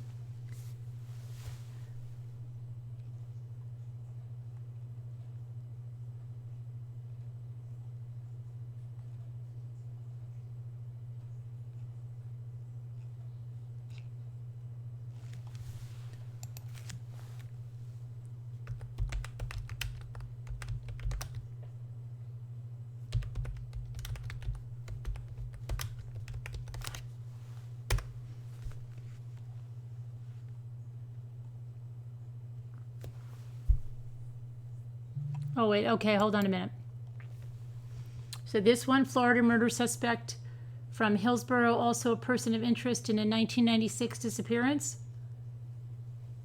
Okay, a Hillsborough man already facing a second-degree murder charge in the death of Florida doctor in June is a person of interest in the disappearance of a former minister nearly 20 years ago, a Jefferson County Sheriff's official said. In an email, Lieutenant Doc Coombs declined to comment further, citing the ongoing investigation. Coombs has told the Naples Daily News in Florida that he had contacted Curtis Wayne Wright and said, "If you decide you would like to speak with me about Mr. Ronnie Boland's demise, you can get in touch with me," and I left it at that. Boland, 33, was last seen on July 8, 1996. His 1988 Subaru was found with the driver's door open and the keys inside at a car wash at the 2200 block of North Florissant Avenue in St. Louis at about 2:30 p.m. the next day. Bolin is a former minister. In 1992, he incorporated the Hosanna Christian Center in near Hillsborough, according to state records, but it was dissolved in 1995 for failing to file annual reports. He was working as a clerical and computer worker when he disappeared. Bolin and Wright, now 47, met as teens through church, and a Bolin relative who asked not to be named publicly. Wright said, who has been here on a Florida fugitive warrant, was in court Tuesday seeking release from jail on bail, but Florida has since filed a formal murder charge which carries a potential life sentence, eliminating the possibility of bail. Wright is fighting extradition to Florida, and Associate Circuit Judge Timothy Miller gave Wright and Almond 10 days to file paperwork supporting the challenge. Okay, so is this what you're talking about, this minister?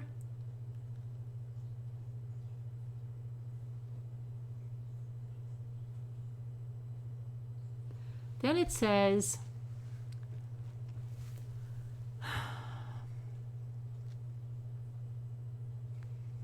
after Tuesday's brief hearing, Almond said that he has not talked to his client about the Bolin case and could not comment on it. Before the hearing, Wright's relative mouthed, "Doing okay?"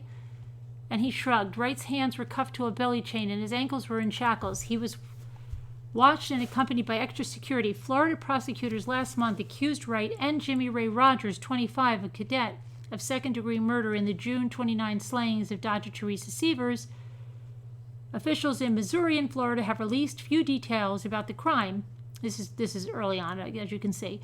Rodgers was sentenced September 2nd to 6 months in prison for violating his supervised release and a 2009 federal gun charge probation. Officials said that Rodgers was spotted in a Fort Myers, Florida Walmart on June 28th. Rodgers only admitted leaving eastern Missouri without permission. Okay, so is that the one you're talking about?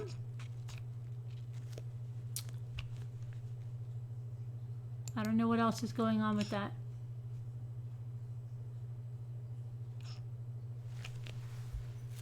Because he doesn't have any charges. Because when he was on the stand, he said he only had drug charges.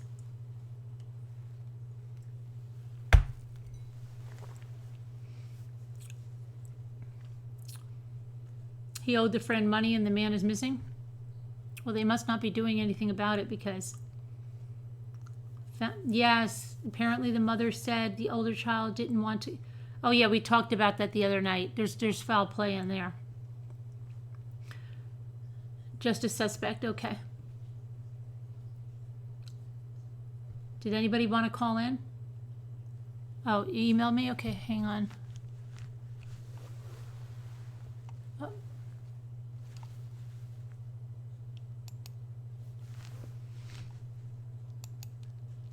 I'm going to check my email for a caller.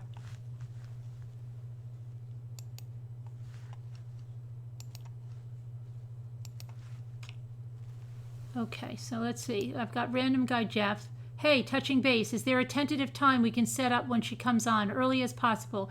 We will probably have a lot of extra guests as she's informed her network of people. Okay. I don't know, random guy Jeff, what do you want to do? What's early as possible? You're 1 hour behind me? 2 hours. Is he still here?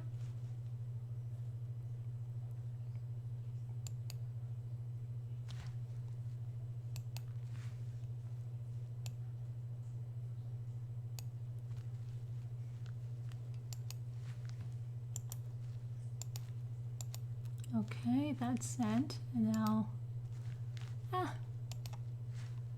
okay. Anna. Okay, you want my address, Anna? Okay.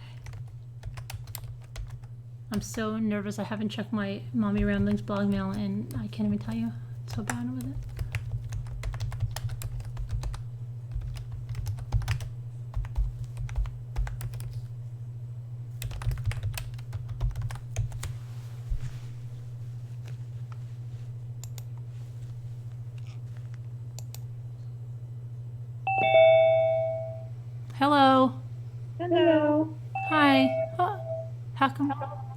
think you're here twice. Yeah, sorry, I forgot to mute you. Okay. I thought you were here 3 times. Sorry about that. That's all right. What's going on? So I was, when I sent the email, I was kind of calling about the Boland's case. Hi, Danielle, which I think is pretty ironic, actually. So And all the Markeith stuff today was nuts, but I haven't had a chance to watch it. I've been trying to catch up with the Jimmy Rodgers stuff all day. And then there's this case in Wisconsin about this gender confused. Oh yeah, we went over that a little bit. Yeah. Which I haven't really been watching that either because I've been too busy with Jimmy Rodgers. Okay, I'm gonna put myself on mute for a little bit because they say there's an echo. So let me see if that makes it better. You can go on talk. If it's me, I can just try to call back in. All right, Anna Briley says she can't understand me, so I'm gonna call back in.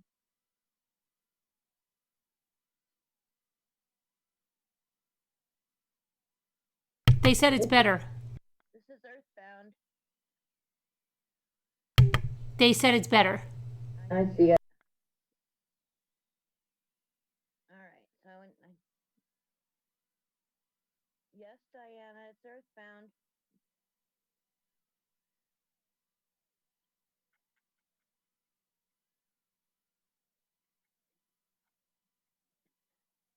So Yeah, go ahead. Yeah, because I'm just gonna put myself on mute while you and I'll jump in when you. So you go ahead. You just say what you thought about the case, about the Boland case. Well, Did you say? Actually, I was gonna say everything that you were saying. Reading through your notes about Markeith Loyd, I am really glad I was too busy. I mean, Maui, that I was too busy with Jimmy Rodgers to actually get a chance to watch Markeith today. And everything you read just makes me thankful.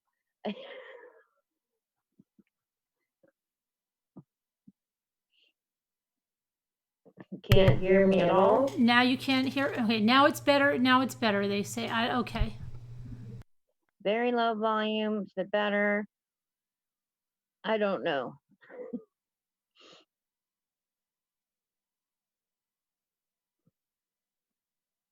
Some people can hardly hear me at all. Others are saying perfect, good, better now. All right, so I guess I'll just continue. All right, so sorry, I'm reading the chat. Just trying to see how it sounds over there. So yeah, I'll be watching Jimmy Rodgers tomorrow, so I'll have to catch up on Markeith through you. Okay, but what's going on with Jimmy Rodgers? Didn't they start deliberating?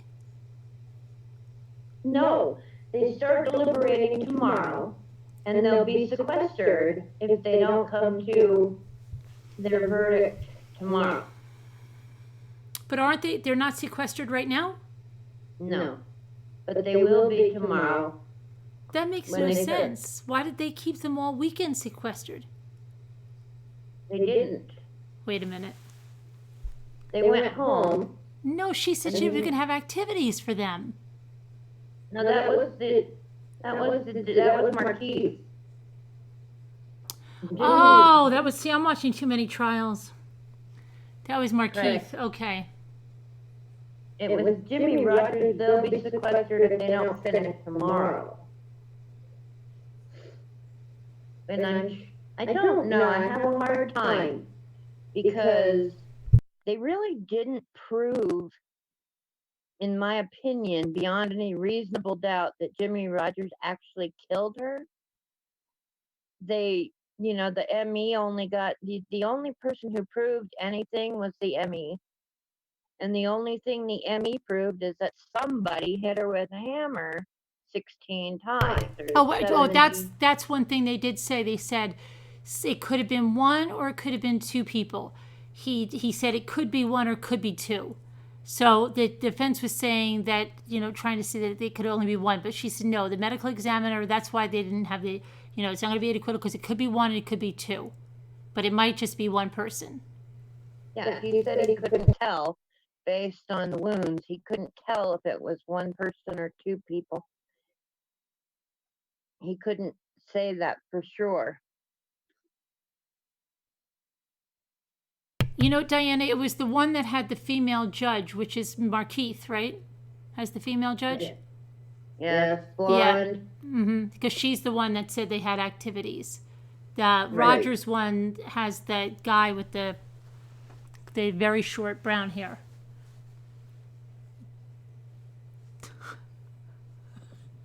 It's very technical. So, very short brown hair. Bruce. Is his name Bruce? Bruce Kyle or something? Something Kyle, right? Bruce Kyle, I believe. You see the placard so much, but you're not watching it for the placard. You're watching it for the trial. So you don't really care to see the placard. You know, you're not paying that much attention to the placard at all. You know, it's like, it doesn't matter who the judge is, just as long as they're doing their job, which I don't know that this guy has done. On the side, I mean, that trial has been like one long freaking break. The Rodgers trial, yeah. Sidebars. Oh yeah, well, but look at Jones. That was ridiculous. We got to know the clock and everything. Yeah, well, this has been pretty bad too. It's like, can you stop being on break? Are we going to learn anything? I don't mind it though, because when you're covering more than one trial, it gives you a break. Like my arm was totally, I thought I had like severe I still have pain in my hand from writing. And then I'm writing so fast I can't understand what I wrote. So yeah, I'm trying. Oh, I'll remember what that is, and I never do. But it's good that you sit and write things down and can do all that, because I follow one, whichever one trial I'm most interested in, and I don't write any notes. I just pick out the things that stick with me, and what sticks with me most about the Rodgers trial, Jimmy Rodgers trial, is it's been one long break. Well, they said also that he's for I'm trying to remember if this is that he's very.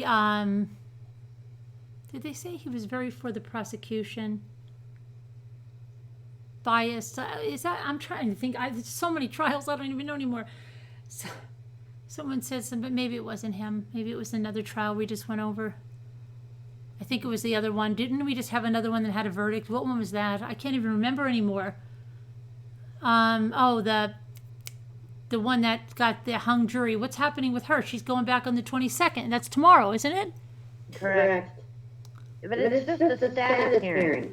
Everybody keeps saying it's for a retrial. It's a status hearing on her case. Okay, and then what else? That's Sweet Dreams.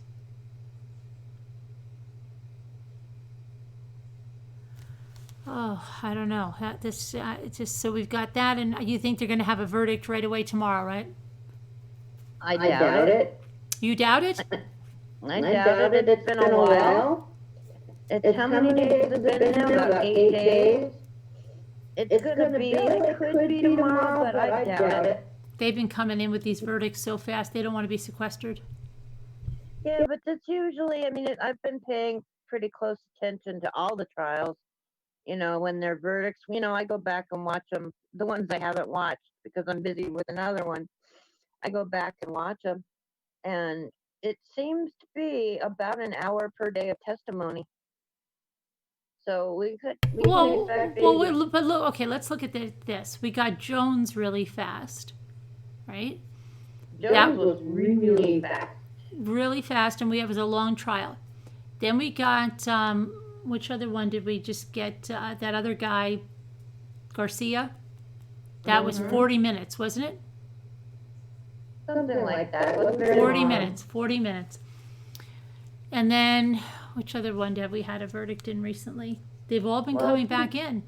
I think we're going to have a verdict tomorrow. I think they're like the speed jurors now. Tim Jones was obvious. So obviously, there was no, how could you not quickly find him guilty and put him to death? That was obvious. A lot of people, if you watch the chat on those trials, think that Jimmy Rodgers is guilty. Easily. I think he's guilty. I'm just saying I don't know that they've proven that he's guilty. All they've proven is that somebody actually hit her with a hammer.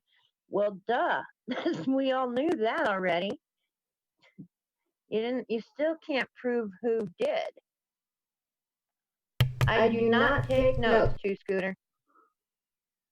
What do you think, Diana? Do you think verdict right away or no verdict for a while? I think you've got another email, maybe another caller.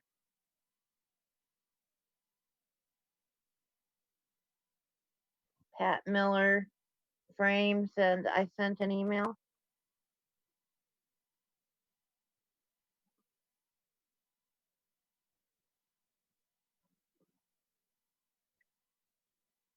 You're still on mute. I don't have an email yet, Pat Miller. Did you send it to True? Oh wait, no, I have one now. Hold on. That's right, Diana. You sent me a video. I can't look at a video when I'm streaming here. But I'll look at it later. All right, thanks, Pat. No, so what did Diana say? She said she said they don't have much evidence on Rodgers. And it's true. I don't think they've proven it I don't think they've proven it. However, that doesn't mean the jury won't come back and say guilty. I mean, but, and then the closing arguments, all they did was talk about Mark Sievers. Well, this isn't Mark Sievers' trial. Hold your tongue and wait until then, when it's his turn. Talk about what Rodgers did. Don't bring up Mark Sievers. You guys even said there were no, they themselves pointed out how Jimmy Rodgers didn't even know Mark Sievers. Pat Miller is saying it doesn't matter if he hit her or not. Prosecution says. That's true. Principles. Then that would be true. Oh, you're welcome, Janelle. Go ahead. No, I was just saying you're welcome, Janelle. If the jury understands what principles are all about. Okay, and Diana says lack of concrete evidence, so jury may have reasonable doubt. It's just based on Wright's testimony. I think Wright. Okay, here's what I think about Wright. Wright went up there and he told the truth. He told the truth. Did he pull a Crystal Kenny? Maybe. Well, I hit her 3 times and he did the rest. Well, you could be lying about that part. You hit her the rest and he only hit her 3 times. I mean, neither, you both hit her in that case, so it doesn't make any difference. But the idea is that, it's like you're trying. I think Wright got up there and told the truth, even if he switched names. You can keep talking for a minute. I have to run and get a small piece of chocolate. I will be right back. Just keep talking.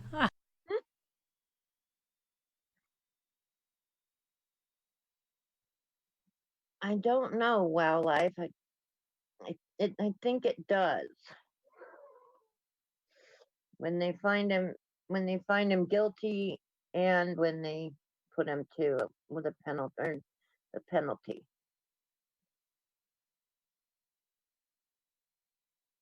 Yeah, the video proves that they were in the area, but so what? I mean, we all could have been in the area. Doesn't mean we went and smacked her over the head with a hammer.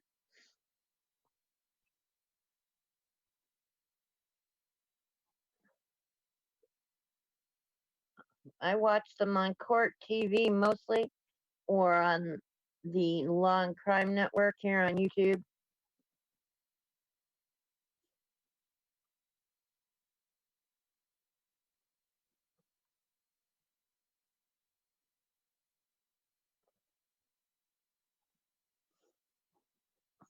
You got everybody wanting chocolate now. I know. This is so good. This is the Cadbury Dairy Milk.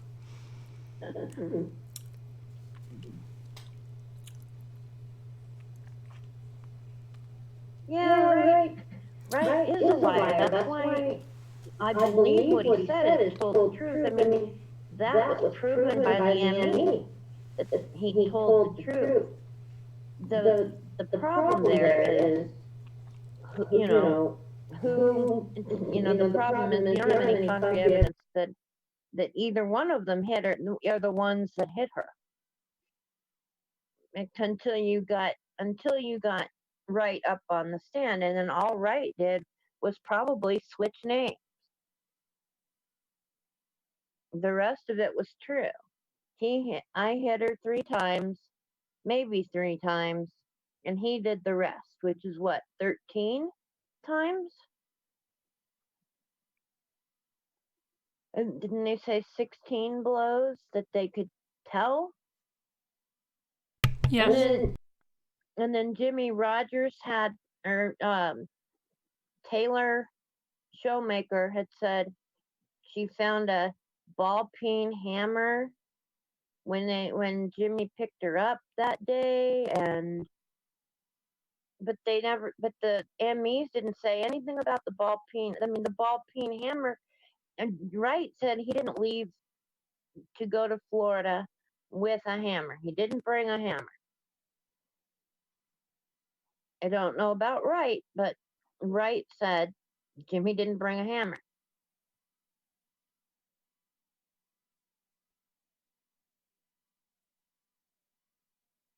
Trying to read, sorry.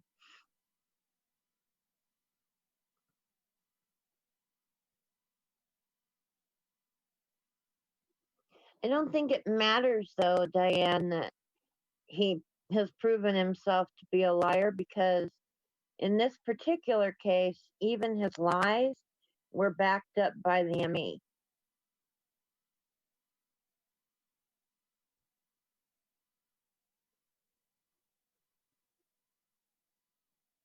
Oh, sorry. Are we talking about chocolate over here? Shoemaker said she didn't look in the cooler. That part was a lie. Right. And then they said, well, that's when they said the sheriff was office trying to just put words in people's mouths to what they want to hear. Yeah, but didn't when she said it was a ball peen hammer. But the ball peen hammer didn't fit the marks of any of the wounds. The ME said it was most likely the claw hammer. I'm sorry. Everybody's talking about chocolate now. I'm sorry. I'm losing track of what we're talking about. Because wildlife is. But they can, Diana. That's the thing. Is, like you said, even though Wright is a liar, he's also told the truth on the stand, even if he messed up, even if he switched the names. Yes, Diana, they don't. They have no proof who hit her with the hammer other than Wright's word. And that's, but it doesn't matter in this case because of the law and the law of principles. So because he was there, he has to be treated just like he had done the actual crime. That's right, Mandy. And he has to be treated as a principal. So he will most likely be convicted if the jury understands what principles means and what that's all about. Evie's right too.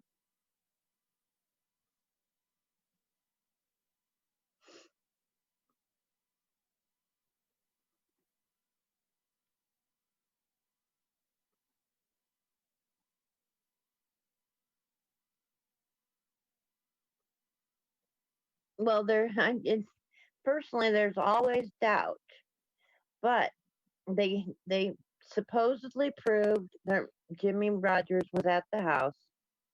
He was certainly in the area, but being in the area doesn't prove anything.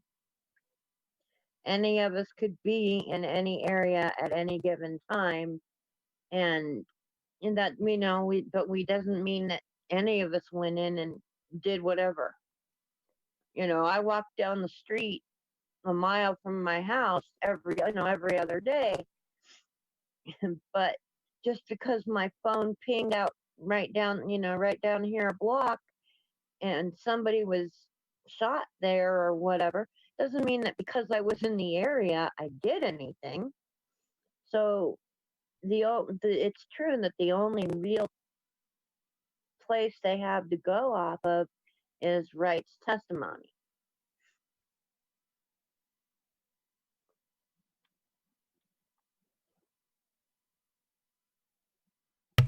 Sorry, it's chocolate again. I know. Oh yeah, reading it. crunchy little balls. When I get really silent, it's because I'm trying to read. Oh, okay. All you hear is chocolate. Yeah. Sorry. But I didn't know.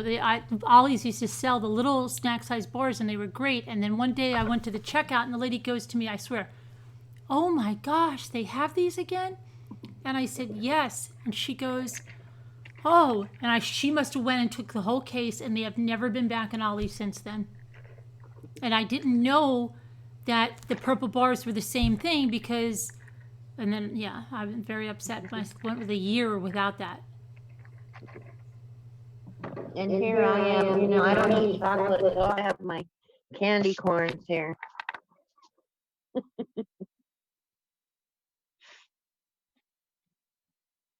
The dairy milk is so creamy. It does something to your mouth when you eat it. Your Walmart has what, Liza? Have Cadbury.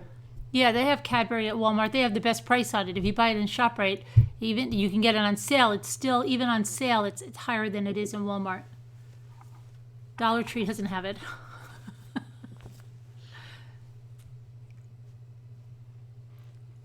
They go fast though. Those bars, you think they're big, but they're not. They go really fast. I swear that I always yell at Jimmy. I'm like, "You've been eating them." He's like, "I have not been." I don't believe him though. I just went there now. His last bar. That means I have to get something. It's unbelievable. You have a big bar. They make it bigger. They only have the little bar. It's like this big, and it looks like it's big, but it's not. It goes down really easy, especially with coffee. It goes down so easy with coffee. And it makes you feel better. If you're having a bad day, and then you're like, "Oh, I've got my Cadbury and coffee. Who could hurt me?" Right? Yeah. It's delicious. And when I'm running low, I'm like a crazy person. You have giant bars, Mandy? I wish I had a giant bar. Maybe I can buy them somewhere. I don't know, online or something. Case of giant bars. Chocolate to the rescue, right? It's funny how we went from murder to chocolate. Maybe if they had chocolate, they wouldn't murder. I don't know. Maybe. Why does no milk chocolate is not really unhealthy. Chocolate is probably one of the healthier things. It still has antioxidants, even if it's milk chocolate. Go to the Hershey's Chocolate World. They tell you all about it. I know dark chocolate is the best and all that, and yeah, you can have that, but milk chocolate is not that bad. It's the best for the antioxidants, but it's the worst in flavor. Right, but it has so little and so much less sugar. Oh, wait a minute. Oh my gosh, I have to go get. Hold on, I left my kombucha out. You just reminded me about antioxidants. Hold on, I'll be right back. Okay.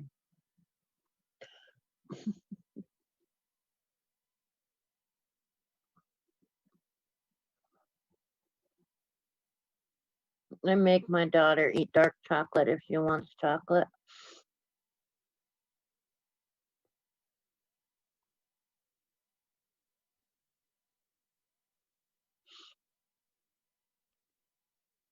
I'm back. I hit it. You reminded me because I meant to get it. Okay. What's mean? Postal says.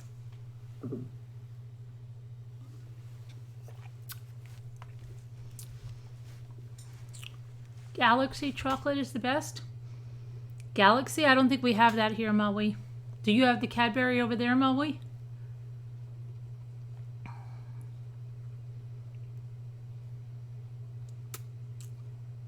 You don't like dark chocolate unless it's mint or orange flavored. My daughter bought me these chocolates from Ecuador, and she's like, "Oh, they're so delicious. They have like notes of rose in them." But she's probably watching this. I don't want my chocolate to taste like roses. And some of it was dark, and she's like, "They have the best chocolate," and I wish I could find it because I don't know where it is, and I hope someone ate it or I'll give it to her. But like, give me a Cadbury Dairy Milk instead. It's bitter, right? And they say you acquire a taste, but I mean, you can. I get my daughter those dark chocolate with the raspberry made by one of the big chocolate companies.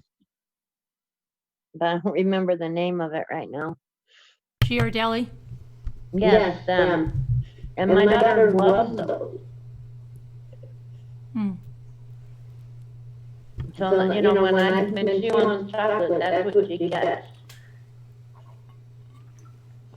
She doesn't need all the extra sugar anyway.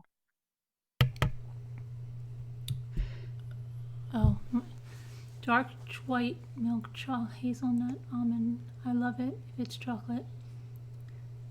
Dark white. Oh, yeah, I can. White chocolate is a waste to me. I can't stand white chocolate. It's like, why bother?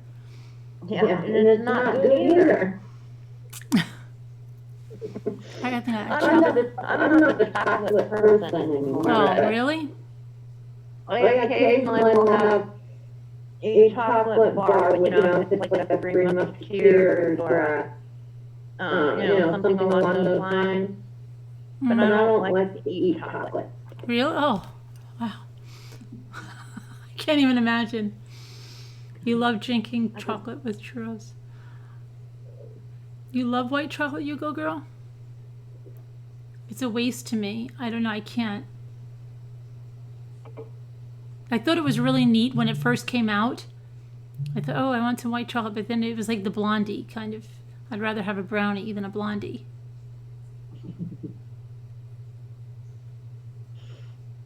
I don't know.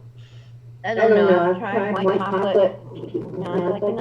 People try to tell me it's not chocolate. I'm like, yeah, it's still not very good.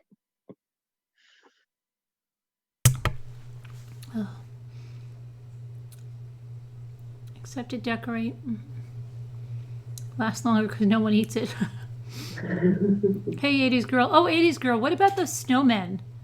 When do you want to do the snowmen? And Frilly Farmhouse, are you still here? Because what about the wreaths? I still don't know what I'm supposed to buy. A Facebook friend sent you chocolate from Norway. Oh, my cousin sent me chocolate from. No, he brought me chocolate from. Where did he go? Finland. It's a blue bar somewhere here. I have not eaten it yet. I bet you Jimmy ate it. No. I think he put it over there. He moved it out of the way. It was right here. Now I don't know where it is, but look, I found my vitamin B. I was looking for that. Jimmy moved everything on me. Maybe it is Galaxy. I don't know. It's a blue bar from Finland. Swiss chocolate. There's a lot of Swiss things that are good. Swiss Miss. And when we drove from Amsterdam all the way to Switzerland, and I had my 10th birthday there. So I learned a lot about a lot of European places at the time. Drove through France, Luxembourg, Belgium, not in that order necessarily, but and then we drove back the same way. You, I was kind of lucky. I mean, how many people get to fly to Europe on their own at 9 years old? how come you went on your own? My aunt lives there. Oh, okay. You weren't scared? No, Hmm. I was kind of excited, not because I was going to Europe so much, but because I was going to get to see my aunt. And she comes to the United States, but she doesn't stop in Colorado. She only goes to California, where my uncle is. And my uncle has disowned us, the rest of the family. So basically, we don't exist. Wow. Okay. Wow. Um, my mom says it tastes like, what is it, Dan? What tastes like vomit? The kombucha? What tastes like vomit?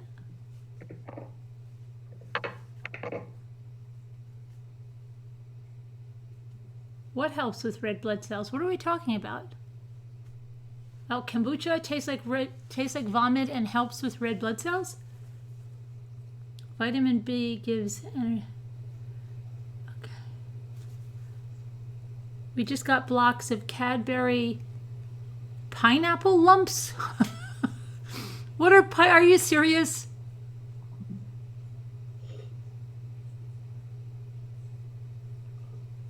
It sounds like it tastes like vomit. Oh, come on. It's not that bad. I wouldn't drink a whole lot at once. Oh my gosh, I look forward. It's a treat for me. Oh my gosh, it's like the biggest treat for me. To drink that whole bottle? Yeah. It would take me several days to drink. Oh no, it's my treat for like going into Walmart and stuff. Well, you need to treat yourself for going into Walmart. Yeah, that's my treat. You That's gotta my have a splurge. reward It's for my- it's- spending the day at Walmart. for goodness sakes. I don't try to spend the day there. But anytime you spend in a Walmart, you have to give yourself some sort of treat for it. Yeah. Some sort of reward. Look at all the, like all the videos you see on YouTube about the people of Walmart. It's true. I've seen those people. I never saw videos. I saw Facebook on them, the people of Walmart. Well, they're all over YouTube. Are you?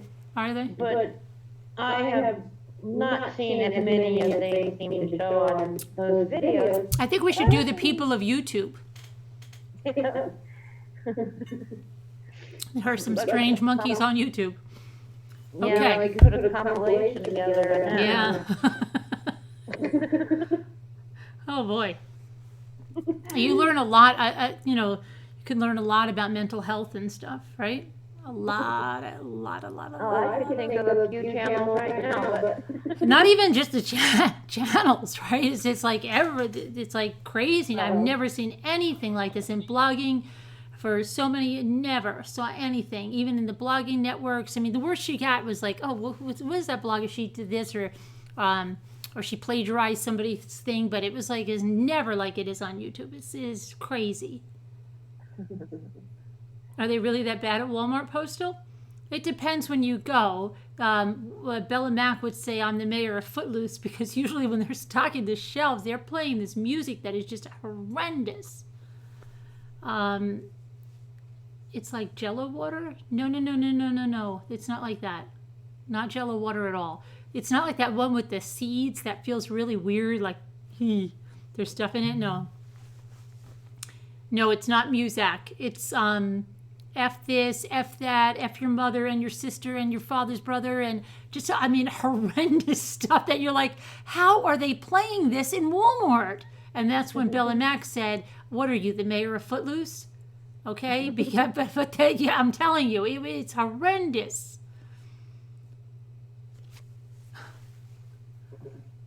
it's hard to be a Walmart for so many reasons.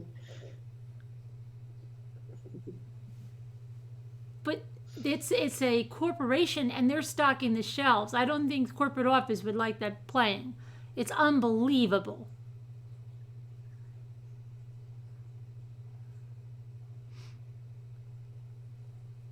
Mom has fallen, so your mother fell? Oh, I hope she's okay. You had your first kombucha tonight? It's not bad. Did you send me a Facebook message about it, 80s girl? It's not great. She's right about that. But it's not bad either. But not something that I would love it. drink the whole bottle at one time. Oh my gosh, I love it. Oh, that was, when I first saw that, I thought it was Kristen. Okay, now I know it's you. I was going to say, okay, well, great. This is our found, Erica. That was your message. Okay, gotcha. The language from the worker is just awful too, right? I know, right? They have it up by you, same thing.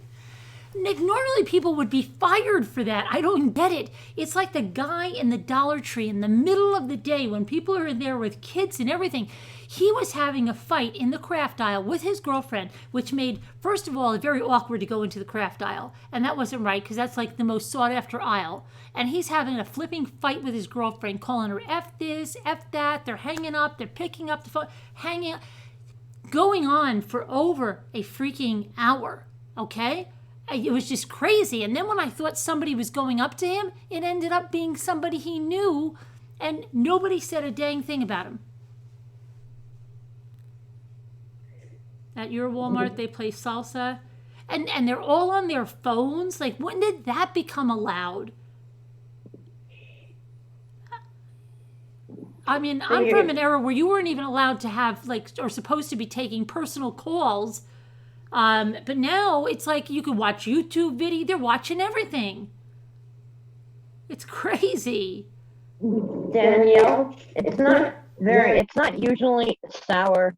It's not usually sweet even. It depends on the flavors that you pick. She was asking you if it's sour or sweet. It could taste a little of like vinegar, but I like vinegar. I like the taste of vinegar. It definitely tastes a little bit like vinegar, right? Like that first couple of sips, and then you lose the vinegar taste and move on to whatever the flavoring is. I usually always on this one I usually have that vinegar. I don't know, but there are changing craziness. Times are changing for them through and through. What happened? And they aren't too happy with me about it. It's just ridiculous because anybody that's, I mean, I don't know. I just think like if I was working there and I'm sitting there on my phone and somebody's like, Carolyn, okay, you're getting paid to stock the shelves. You're not getting paid to sit here and play on YouTube and make phone calls. And that's the other thing they do.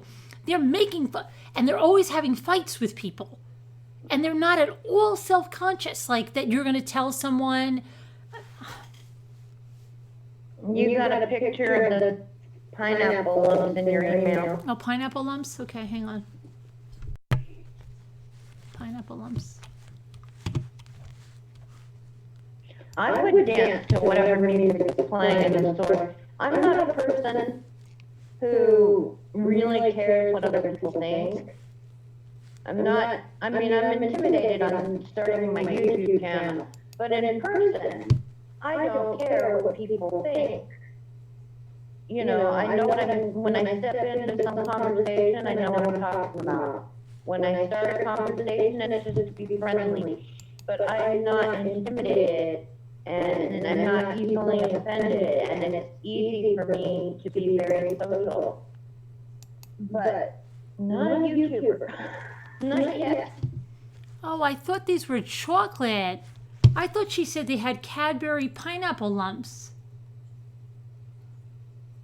So that's like dried fruit or something? What are pineapple lumps? Are they like dried fruit?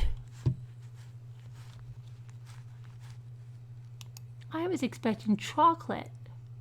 Where are these from, Deb Kent? Michael's is having monster fright stuff. So dancing down the aisle wouldn't bother me a bit. By yourself? All by yourself?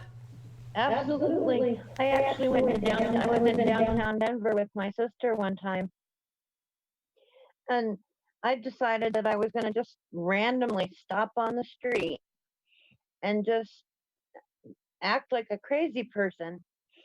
And people look, they always want to know what's wrong with that person. And, I get a kick out of the fact that they look. And I tell my sister all the time, I'm going to tease up my hair. I'm going to wear my bathrobe and pajamas, of course, because I do prefer to be, fully covered. So not just the bathrobe, be out on the street of anywhere and just stand there and But act like a but crazy person. but don't you like see? I live in a small town, and there's a very good chance that whenever I go somewhere, people know me, and so they'd be like, Carolyn, what the hell is wrong? That what the hell? So maybe if I was somewhere where people didn't know me, but yeah, that would be very bad for me if I don't know. Like if I have, but I could always do something if I have a partner that does it too. It's very, I don't like to just do it by myself a lot of times, but I'm getting better at it. Like, I couldn't believe, like, a lot of the time I was going through that Sheep and Wool Festival, not giving a crap about overtly videotaping. I even walked up to the guy, I didn't even put this on yet, that was doing the spiced wine. Oh, yeah, I put it up because I did it, yeah, right? And I put it right in his face. And I said, what is this? And he told me, and that's something I normally like. I usually have a GoPro and it's like secretly hidden, but I was right out there with my phone the entire time pushing the stroller. Right. And then yeah, that was unbelievable for me. It's fun to do stuff that just, I know my level of craziness, like the literal mental health issues, and I know my level, but I go out and I will act not for a whole day, just stop, randomly on the street and do something that looks crazy, well beyond what my normal craziness is. And I would wear my bathrobe and tease up my hair and stand out in the middle of downtown Denver. There's people in downtown Denver. Well, downtown Denver has become such a trendy place. It used to be easy to be crazy there because there were so many crazies there. And then they turned it into something totally different. And now it's all upscale and all of that. And it's like, I still would get off the train and do something stupid and just to look crazy for a second and watch all the people wonder what the heck is wrong with me and then walk on my way like nothing ever happened. It is People don't. chocolate. The pineapple lumps are chocolate. Hold on. How are they chocolate? I don't get this. Well, we don't have that in this country. Pineapple lumps.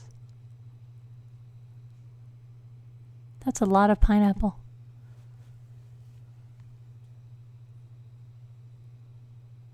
Pineapple So lumps.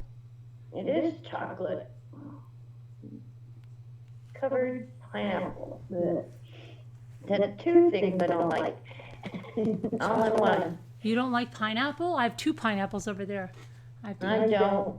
My daughter loves it, but I don't care for it. Oh, it's very good for you. Especially the hard part in the center is very good for men, especially for prostate health and stuff. Extreme, but it's good for anyone, but it's especially good for men. Oh, You got another email for Deb. I got another email. Hang on.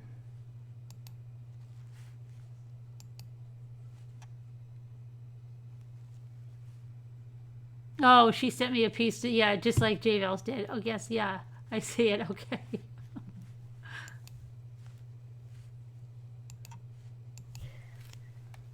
So I will be watching Jimmy Rodgers again tomorrow, and I will be looking forward to your synopsis of the Markeith trial.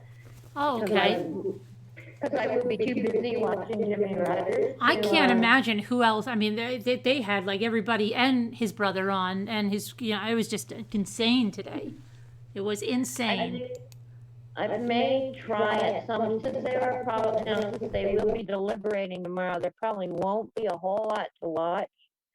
So I might try to catch up on today. I don't know that I'll be caught up for day 2 of the penalty phase by the time we get on tomorrow night.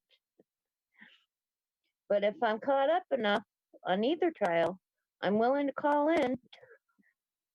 There's not really going to be much on Rodgers. Like, even when they get the verdict, they'll announce it, and then that's it, and then they'll announce the sentencing. It's pretty much done deal now. Right. It's going to be fast. That's it.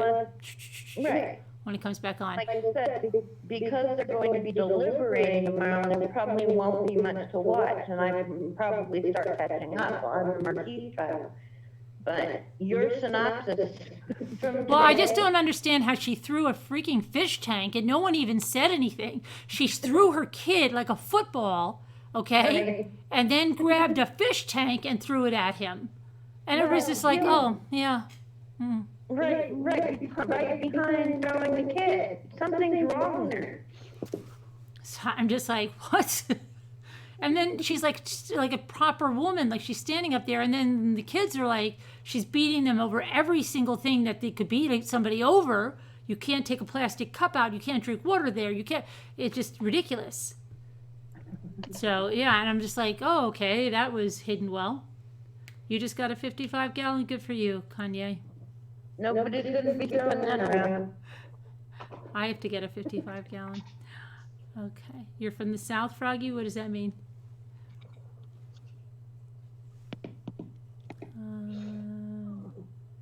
Alma.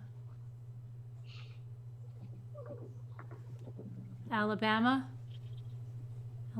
Oh, where is Ivy? Is Ivy here? She was supposed to tell me about that Westie breeder. I hope it's not the one that's in trouble for a puppy mill. I didn't know there were a lot of puppy mills until recently up by the Finger Lakes.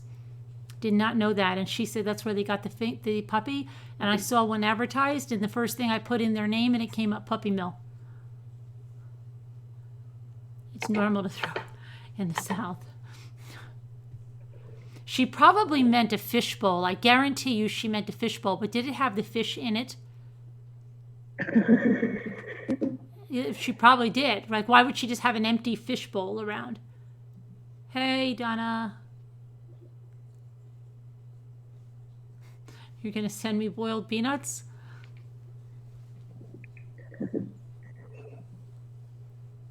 I know, Evie. I know.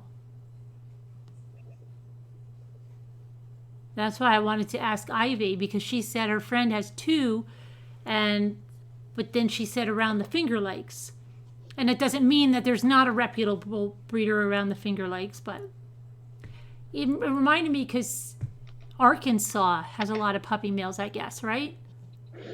And Missouri has a lot. And Ohio has a lot. You know what seems to be bothering a lot of people in the Jimmy Rodgers trial is the way that guy says Missouri. People don't say Missouri unless they live there or have lived there. Oh, yeah? Hey, hi. And Oh, go ahead. It's driving people nuts. Yeah, I heard that a little bit. Yeah. Hey, Snow Remover, how are you? Your brother lives in Irvington? Does the breeder need to be local?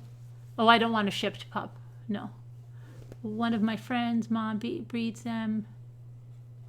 She likely breeds. One of my friends from back home breeds. Oh, German Shepherds? Well, maybe, yeah. I mean, I really like to travel and see. I've gone 4 or 5. My daughter and I drove all the way almost to Ohio once and back the same day.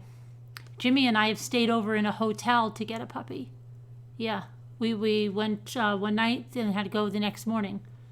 Stayed over. You were lucky your Westie came from Scotland? Yeah.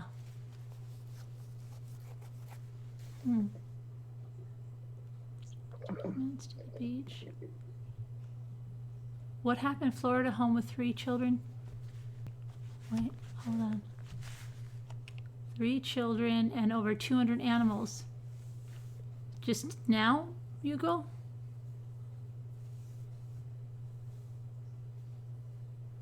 I just lost my Westie postal on October 2nd.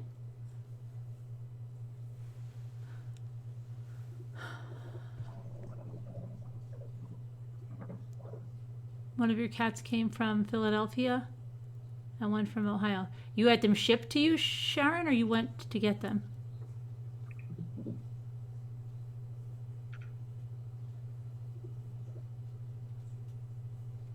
Oh, I'm sorry, Michelle.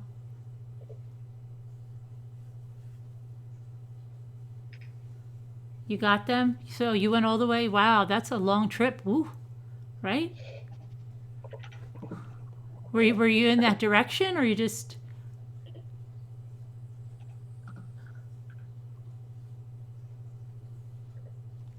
Miss Mary and Michaela live up by you?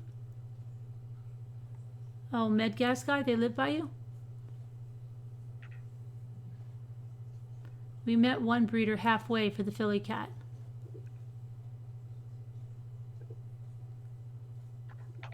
One of my cats was rescued from a hoarding situation.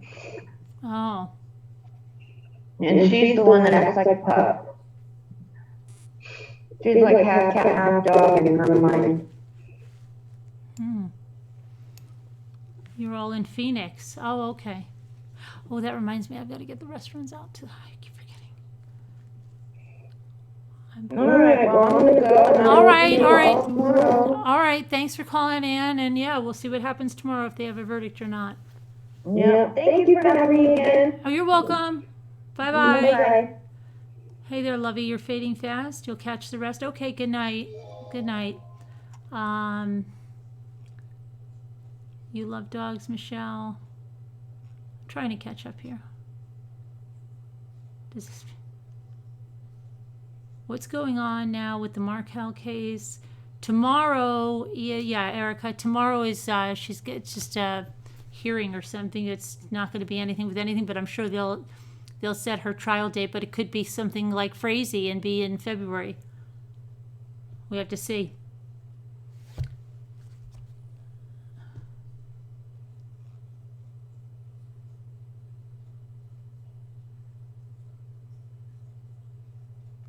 But pineapple in stuff or stuff I can't do. You don't like ambrosia? Snow babies when I get back from the Kiss cruise. What is a Kiss cruise? Kiss the band? You're going on a cruise with Kiss? You leave this Saturday. Okay, snow babies when you get back.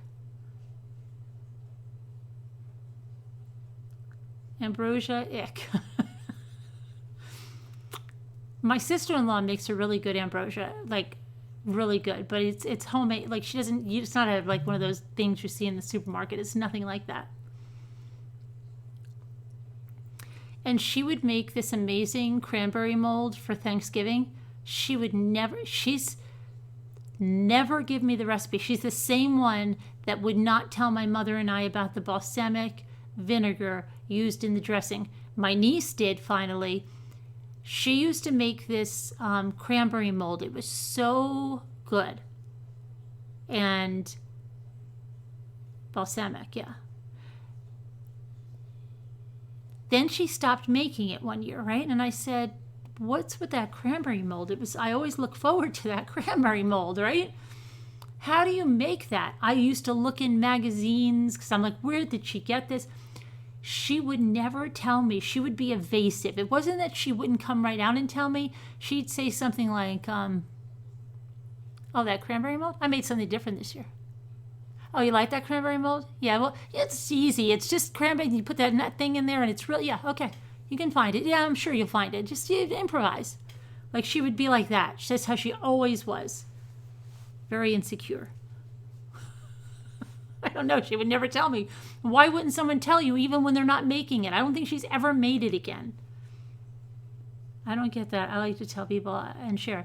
It's ridiculous. But I could see if she was still making it and everybody came over and was like, where is that cranberry mold? Right? But I think I was the only one that ever said anything about it. But even my cousin is like that. And I know we're Italians and we don't have recipes, but I'll ask her something like from my grandmother or something. And she'll just be like, well, it's like, and she gives me a recipe that you can't make heads or tails out of. But then she's always asking me for mine. I don't know. No, I've tried everywhere. You don't know, I tried for years to find it.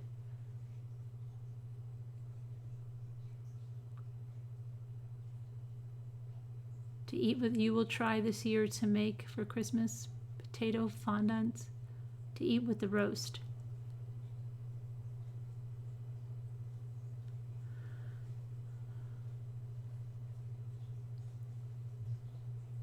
My mother was out there twice, my second oldest.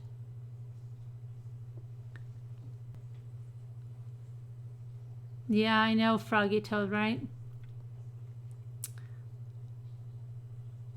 It's so funny how people do that. Like Maria on Everybody Loves Raymond. Yeah, and her name, that she has the same name. Everything is a secret. Everything is a secret. And my brother is completely trained that he's got that I don't know down to a pat. I don't know. I don't know. I don't know.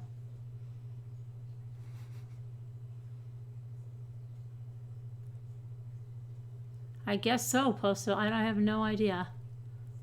Oh, sorry to hear that too, Scooter.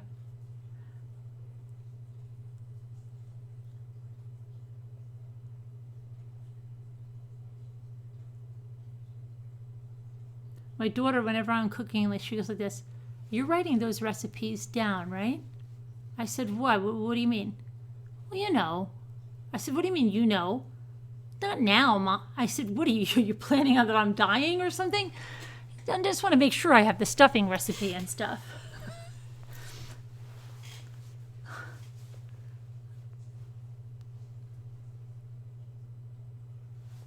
She was an amazing cook. Yeah, I know. There's so many things, though, and they didn't have recipes. And it's like the same thing. It drives me crazy.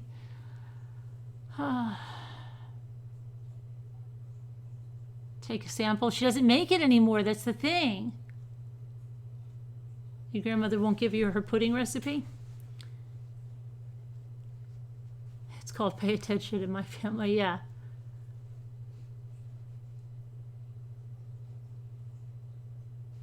She made it. She made it 100%. My mom made 7-minute frosting with devil's food cake, and it was to die for. When are we doing decoupage? Oh my gosh, we missed the Amityville Horror.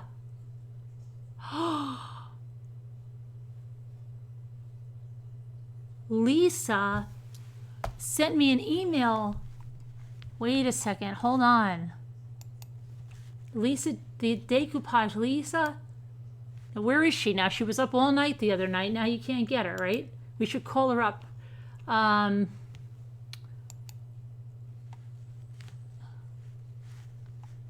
Hold on. She was going to visit. J-Vels, you sent me 2 empty emails. Okay. Hang on. Let's see here. Oh, I feel really weird. She said, no, she didn't get back to me. I felt like, oh my gosh, I missed something. What she said to me was,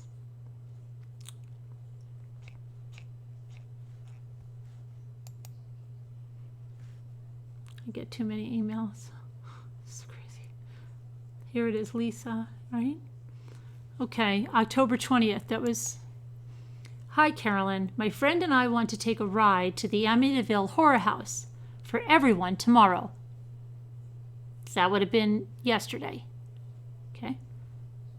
I want to also call in to discuss the case as well. I think everyone would like to hear about it, because if the case and the subsequent movie, I think we should go during the day because it's very dark there. Can you imagine telling? No, Lisa, we'd like you to go there at night. Ramble around. They won't see you then. You could get closer. Look in the windows and stuff. Okay. I think we should go during the day because it's very dark there at night. And it would be difficult to see the house in the dark. She's so cute. Please let me know what you think.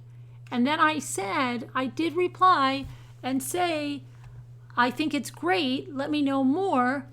But I didn't get an email back. Not that I see.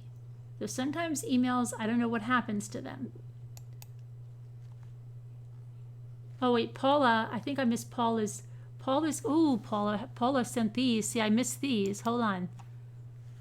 Her raccoon babies.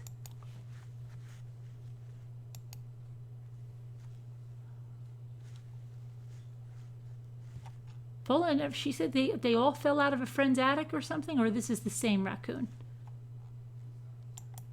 Does she still have this raccoon? It fell out of a friend's attic as a baby? And she's like, I'll just take it. I'll take it. I've got it. Kind of like a lemur.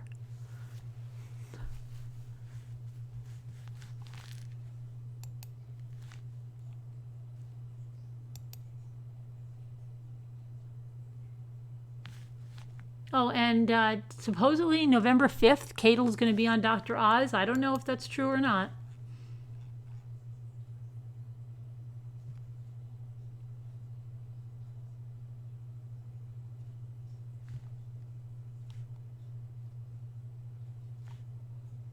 Nene, I need your house pictures. And whoever else made a house, try to get them to me. You don't have to rush because I still have to finish mine.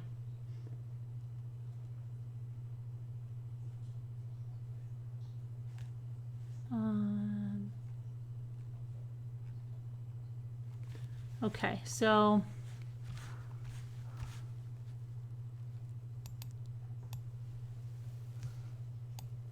okay.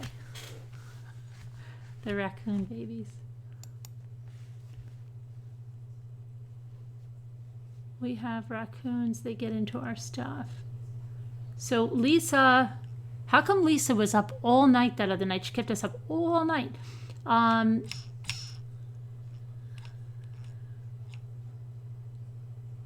Is that a possum? No, they're raccoons, Alma. You're terrified of raccoons. We had these raccoons on the deck at the lake, and they were just like going crazy, like killing each other at night. You had a raccoon baby years ago. Just wait till it gets older. What happened? Don't talk about it. That's why I'm missing 2 toes. Whispered to me. He's like, that's where my 2 toes are. Okay. I thought it was so cute. It used to nibble on my toes. Then it took them off. She's a very lovely lady. She is a very lovely lady.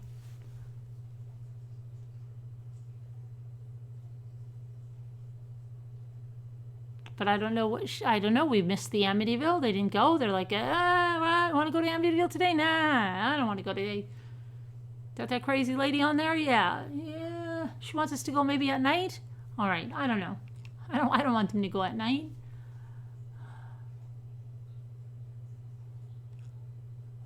From Long Island. How do they say it? Long Island. How do they say it? Long Island, right? Long Island. From Long Island.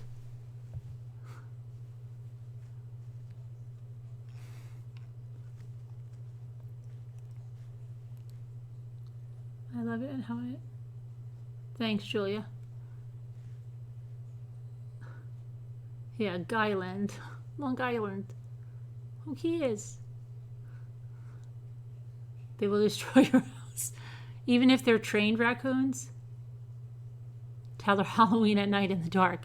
And trick or treat too, please. And keep going to the door in different costumes so we can see inside. Each time we can see inside a little more.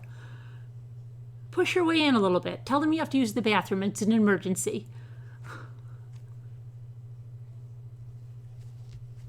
I don't live near there. It's on Long Island. Long Island.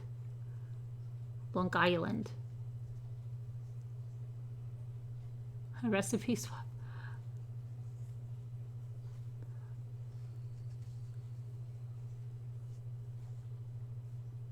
Her Halloween costume will be decoupaged. Bring them decoupage and give them a gift box. They'll let you in the house and take a tour. Can I take a tour of your house? It's on YouTube. Some guy at the Sheep and Wolf Festival, he asked me to take his picture. I swear to you, he was behind one of the booths and he goes, "Can you take my picture?" And I thought he was kidding. And I go, "Yeah, sure." And then I said, "Okay, it's going to be on YouTube," because I usually do a slideshow of the pictures, which I haven't done yet. And he's like, "Okay, great."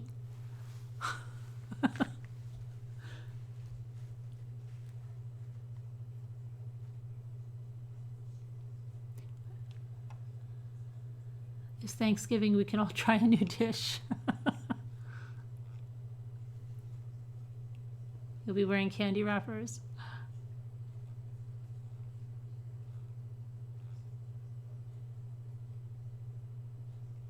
Oh, I'm sure it is. It's beautiful. Yeah.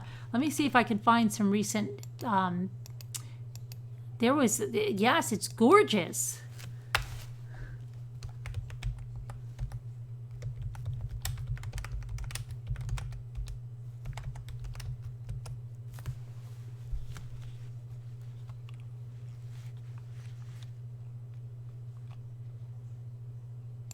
It was for sale in 2016.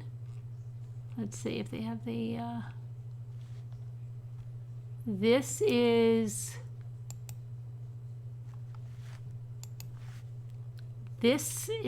the house, this is the old picture. It's 108 Ocean Avenue. The original address no longer exists. Okay, it used to be, the original address was 112. Hold on. Oh, why didn't that go over there?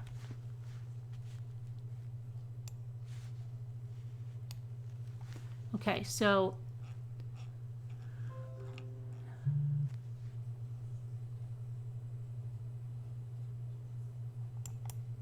this is,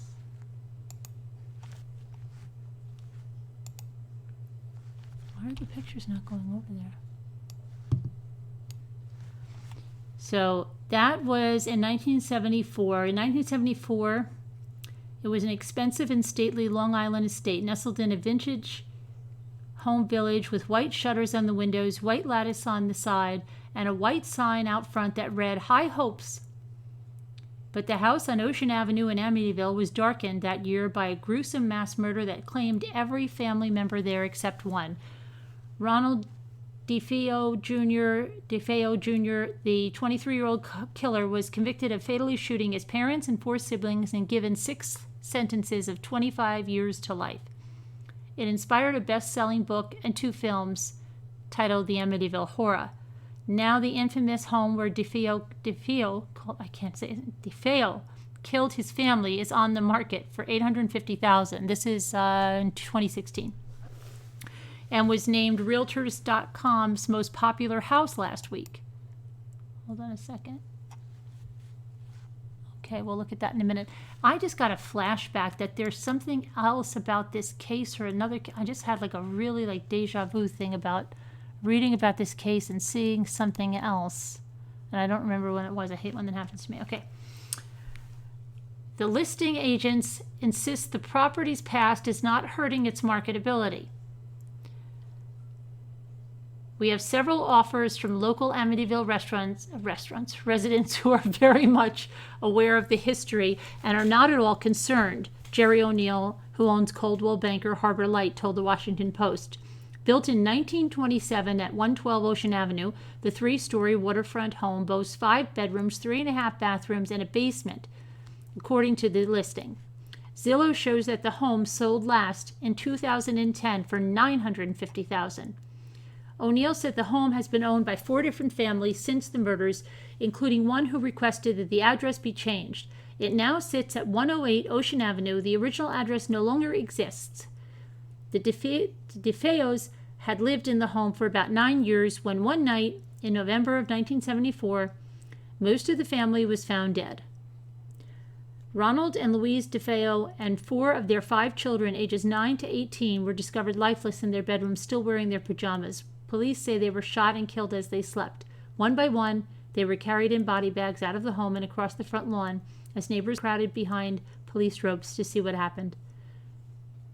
They could not do enough for their children, one neighbor told Newsday in 1974 about the parents.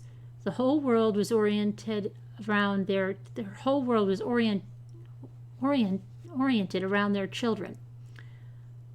I'm having trouble speaking tonight. I have not been drinking. The couple's only surviving son, Ronald DeFeo Jr., first told police that he found his parents' bodies earlier in the evening when he stopped by the house, and he ran in a panic and drove to a local bar for help, according to Newsday.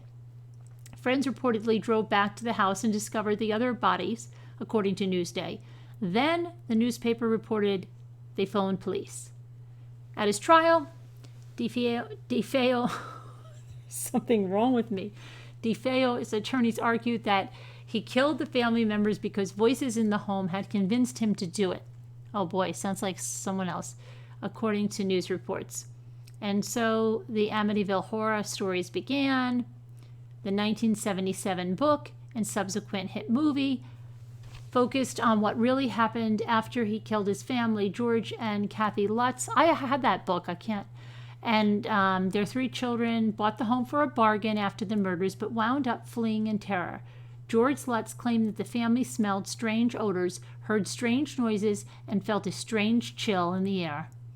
When they had a priest bless the home, Lutz said the priest was slapped by a haunted hand and told to get out. But the Amityville Horror drew many skeptics. And DeFeo's attorney eventually said the book, written by Jay Anson, and the movie, directed by Stuart Rosenberg, were hardly true crime stories. Instead, the attorney said they were based on a fictional account concocted by a lawyer and the Lutzes. I know this book's a hoax, attorney William Weber told People magazine in 1979, the year the movie came out. We created the horror story over many bottles of wine. I told George Lutz that Ronnie DeFeo used to call the neighbor's cat a pig. George was a con artist. He improvised on that, and in the book, he sees a demon pig through a window. But Lutz stuck to his haunted house story, declaring, I'm tired of being called a liar. The year before Christmas, 1975, they moved in, George and Kathy, both 32 and married a year, and with 3 small children by an earlier marriage.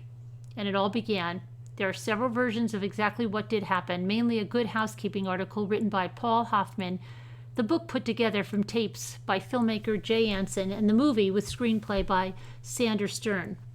The differences are minor but nagging. Hoffman has trickles of red running from the keyholes. The book has greenish-black slime that flows up the stairs and oozes out of the walls. The movie has black drippings that flow down.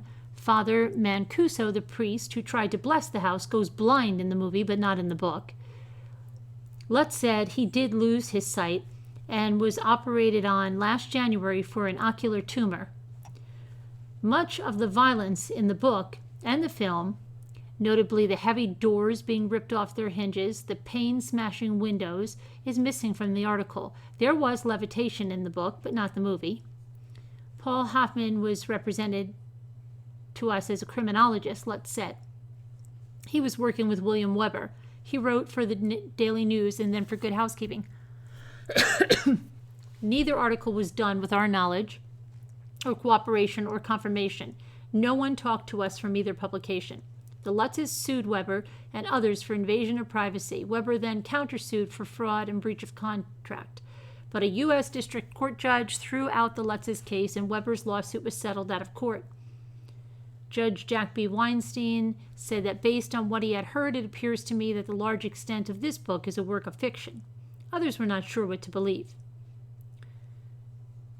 The story based on fact? Film critic Robert Ebert wrote in 1979, I have no way of knowing. I've met George Lutz. I had a couple of beers with him in the Los Angeles airport, and he seemed to be a likable and a totally believable person. He told me soberly and earnestly of the terrible things that happened to him and his family in that haunted house on Ocean Boulevard on Long Island. Long Island, out there where people move in every expectation of learning Craig Claiborne's New York Times cookbook by heart. Was he telling the truth? Did green slime really squirt from the keyholes? Did a red-eyed pig really glare through the windows? Did a ghostly marching band really parade through the living room? Maybe so. We've all had bad real estate investments, but the question isn't so much whether these terrible things really happened as whether, please forgive me for my lack of reverence, they've been made into an entertaining movie. Ebert's harsh conclusion, they have not. Audiences, though, disagree. The Amityville Horror was the second highest grossing movie of 1979, right behind Kramer vs. Kramer. The 1979 film, which starred James Brolin, Margot Kidder, and Rod Steiger, was remade in 2005 with Ryan Reynolds, Melissa George, and Jimmy Bennett. In 2013, one of the Lutz's children, Daniel Lutz, oh yes, this is what I read, right, gave his own account in a documentary called My Amityville Horror, in which he said the horror was real. I'm not a believer in what happened, but I'm not an outright skeptic. Eric Walter, the documentary's director, told Newsday, I believe something happened to these people, but we don't know what it was. Homes with haunted or horrific stories have a certain fascination factor. Okay, there's an entire industry dedicated to the afterlife of what are indelicately referred to as murder houses. They are found in both the poorest neighborhoods and exclusive enclaves and can be, modest ramblers or multi-million-dollar showpieces. Some are resold, some are leveled, and some enter into American folklore. They combine two of America's greatest obsessions, real estate and true crime. Housing experts called them stigmatized properties, but Washington, D.C. real estate agent Nancy Taylor, I don't even know how to, Bubs, said serious buyers aren't concerned if such a property has been improved before going on the market.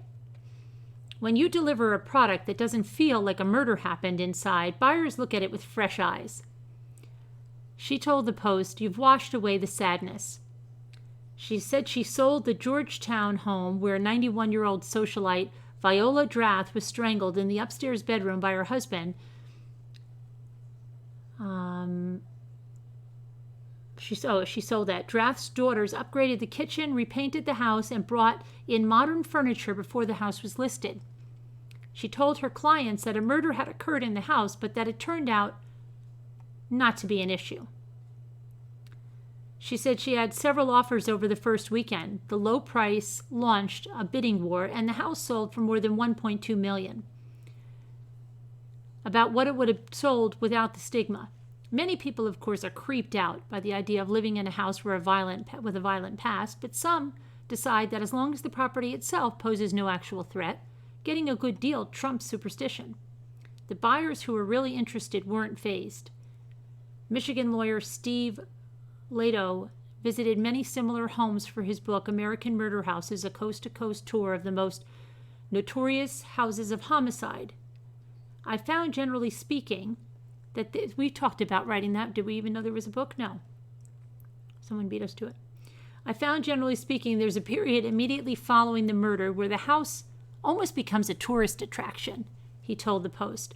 It's traumatic and frightening. Neighbors don't answer the doorbell. Strangers drive down the streets taking pictures. After a few years, especially when no one's left in the neighborhood who knew the victims, it becomes less personal and more historical. A database called, oh my gosh, diedinthehouse.com. What was the cheaters one? Did anyone check that out that I read out the other day? I couldn't remember it. Diedinthehouse.com allows users to search addresses for murders, suicides, and meth labs. For $11.99, a report shows that there have been 7 deaths at the Amityville Horror House. Well, I could have told you that for nothing. A man first died in the home in 1939 after an illness, according to the database. 35 years later, 6 members of the... he died after an illness.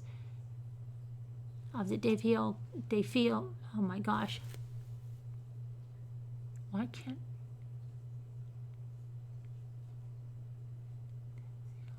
Why am I having trouble pronouncing this word right now? I keep thinking of DeFelice, DeFeo. I feel like that lady from DeFeo family. I'm having real trouble with this name tonight. DeFeo family were killed in the Long Island home, but O'Neill said the listing agent said none of the other homeowners have been there. None of the other homeowners have said they were haunted, telling Zillow's blog Porchlight that there have been 4 owners since the murders, and none of them ran out of the house screaming, and there were no strange experiences. Okay, and then it said, let's see, anything else there? Now let's just look at the article about it being, because they used to have really nice pictures of the, hold on.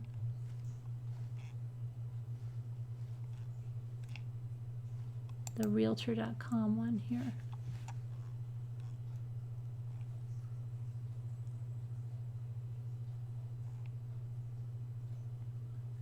Hold on a second. I'm just going to put this up here.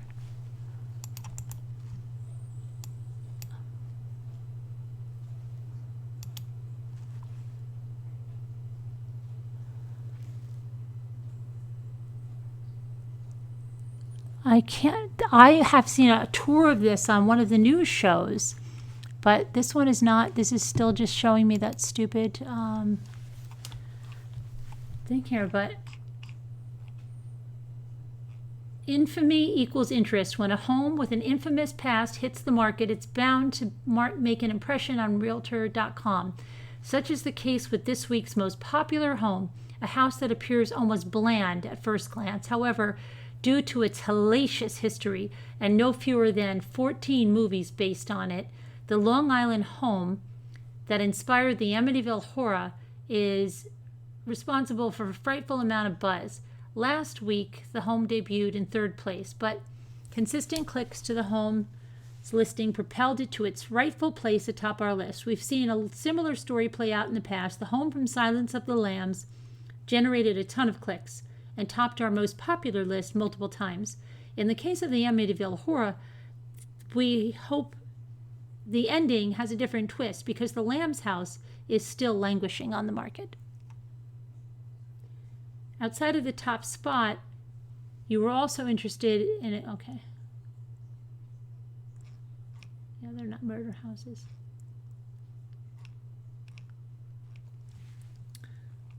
But let me see if there's, where's the list? The old Zillow. Hold on a minute. Let me see if I can get the pictures.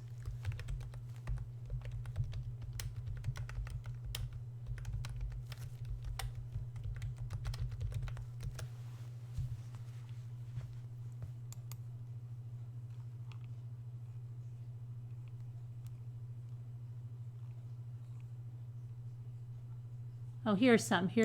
Okay.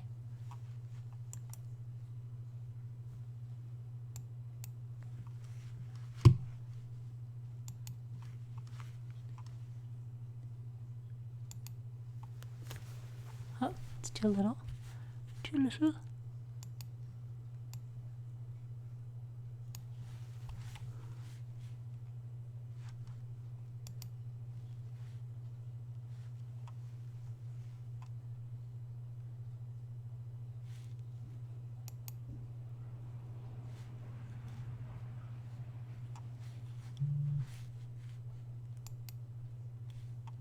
Oh, shoot.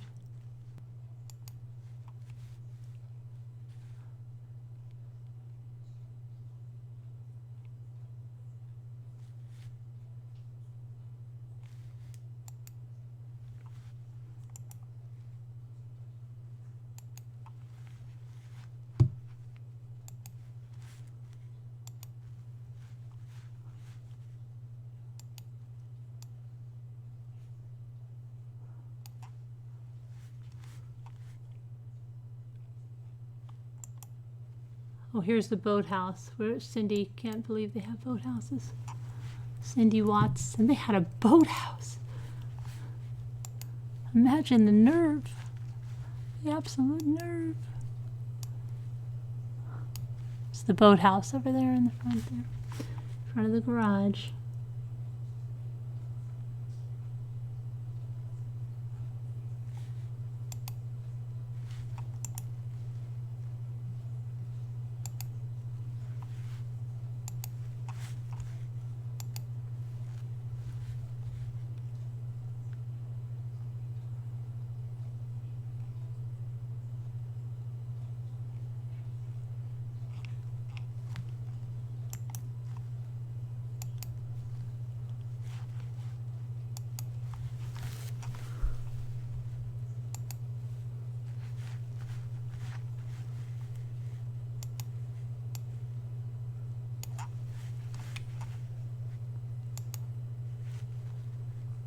You'd live in the boathouse, Postal?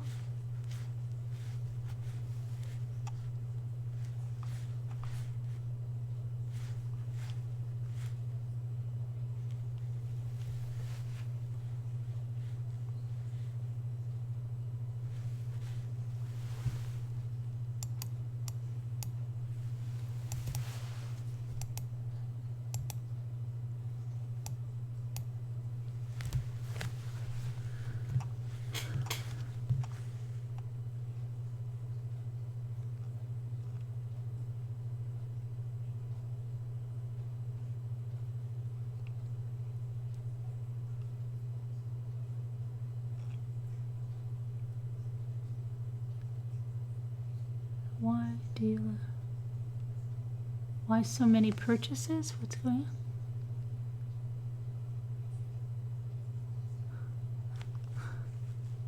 Don't ask me to say the last name again because I'm having a real problem with it.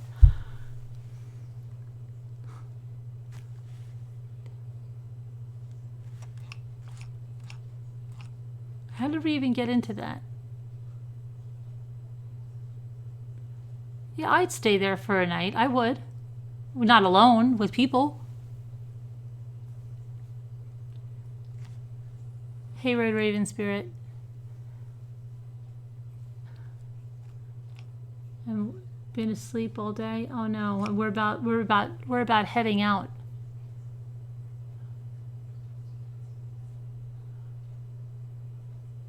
If I could take her picture, and she almost took my head off. Okay. Yeah, Alicia.